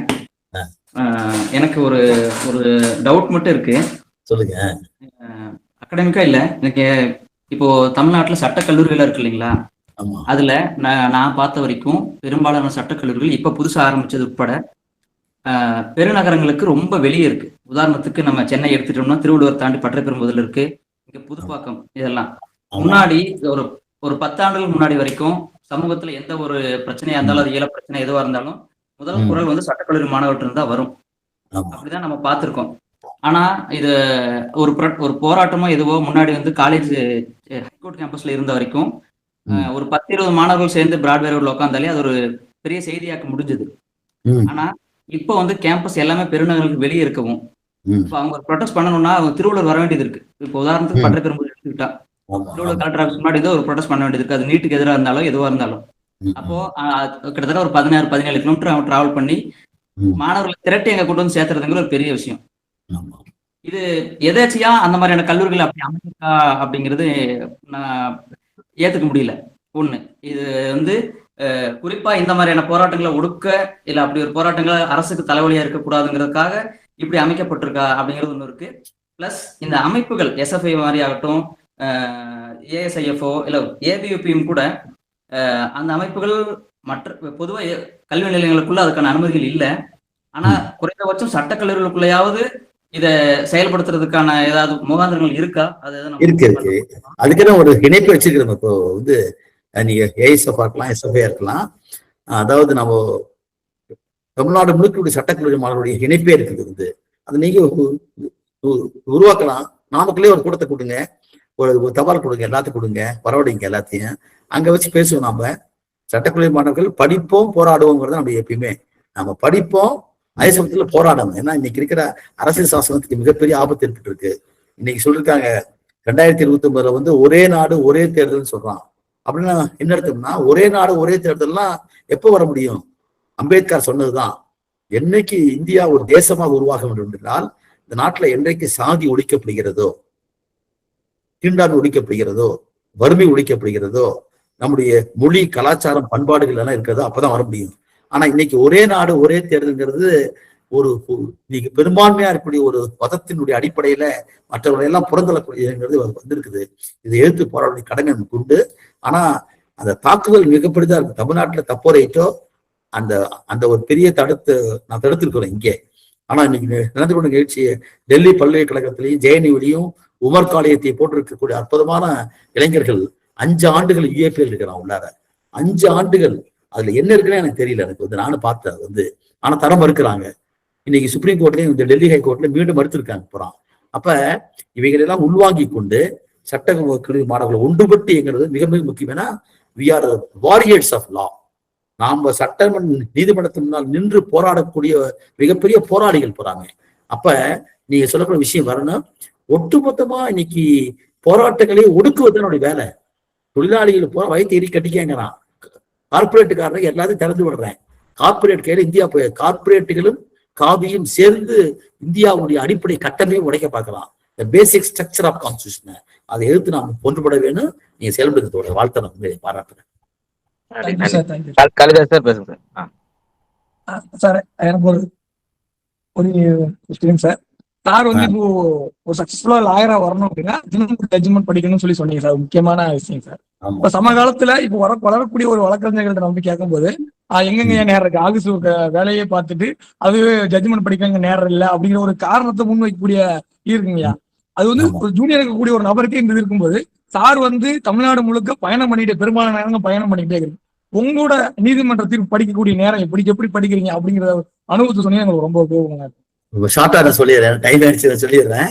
அதாவது என்னை பொறுத்தளவுக்கு நான் எப்படி கத்துக்கிட்டோம்னா, என்னைக்கு நான் வழக்கறிஞர் தொழிலுக்கு வந்தனோ அன்னைக்கே வந்து அந்த ஏஆர் போட ஆரம்பிச்சிட்டேன். அப்ப வந்து 60 ரூபா தான் அப்ப வந்து போட ஆரம்பிச்சிட்டேன். ரொம்ப சிரமத்தில் இருந்த காலத்துல கூட நான் என்ன சொன்னேன்னா, நான் சொன்ன அந்த ஹேண்ட்புக் ஆஃப் கிரிமினலாங்கிறது நான் சொல்லுவேன் எப்பயுமே. எப்படி ஒரு கிறிஸ்தவருக்கு வந்து பைபிள் இருக்கிறதோ, இஸ்லாமியருக்கு குரான் இருக்கிறதோ, அல்லது இந்துக்குன்னு சொல்லக்கூடிய கீதை இருக்கிறதோ, அதே போல வழக்கறிஞருக்கு வந்து ஹேண்ட்புக் ஆஃப் கிரிமினலா தான் கையில வச்சுக்கணும். எப்பயும் எங்க கூட வச்சுக்கணும். அது மட்டும் இல்ல, நீங்க படிப்பது கட்டு பாருங்க, கேஸ் கட்டு. அது when you go to bed you should be with a bundle, when you wake up you should be with a bundle.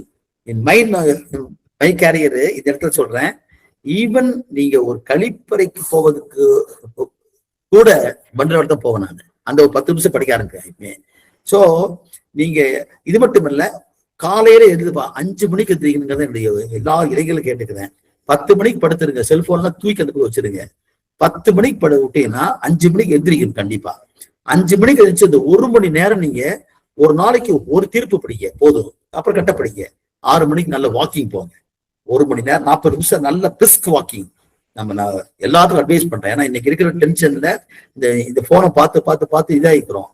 5 மணிக்கு எந்திரிக்கணும், 10 மணிக்கு படுக்கணும், 10:30க்கு படுங்க, 5 மணிக்கு எந்திரிச்சிருங்க. 5ல இருந்து 6 வரைக்கும் கட்டாயம் படிங்க. அவங்க அப்படியே நிற்கும் மனசுல. ஒரு நாளைக்கு 3 செஷன்ஸ் நடத்துறேன் இப்ப. ஏன்னா இன்னைக்கு டெக்னாலஜி வந்து ரொம்ப ஹெல்ப் பண்ணுது நமக்கு. ஒரு இடத்துல நேரில் நடத்துவேன், 2 கோர்ட்ல வந்து ஆன்லைன்ல போவேன். 3 செஷன்ஸ் நடத்துறேன் இப்பெல்லாம்.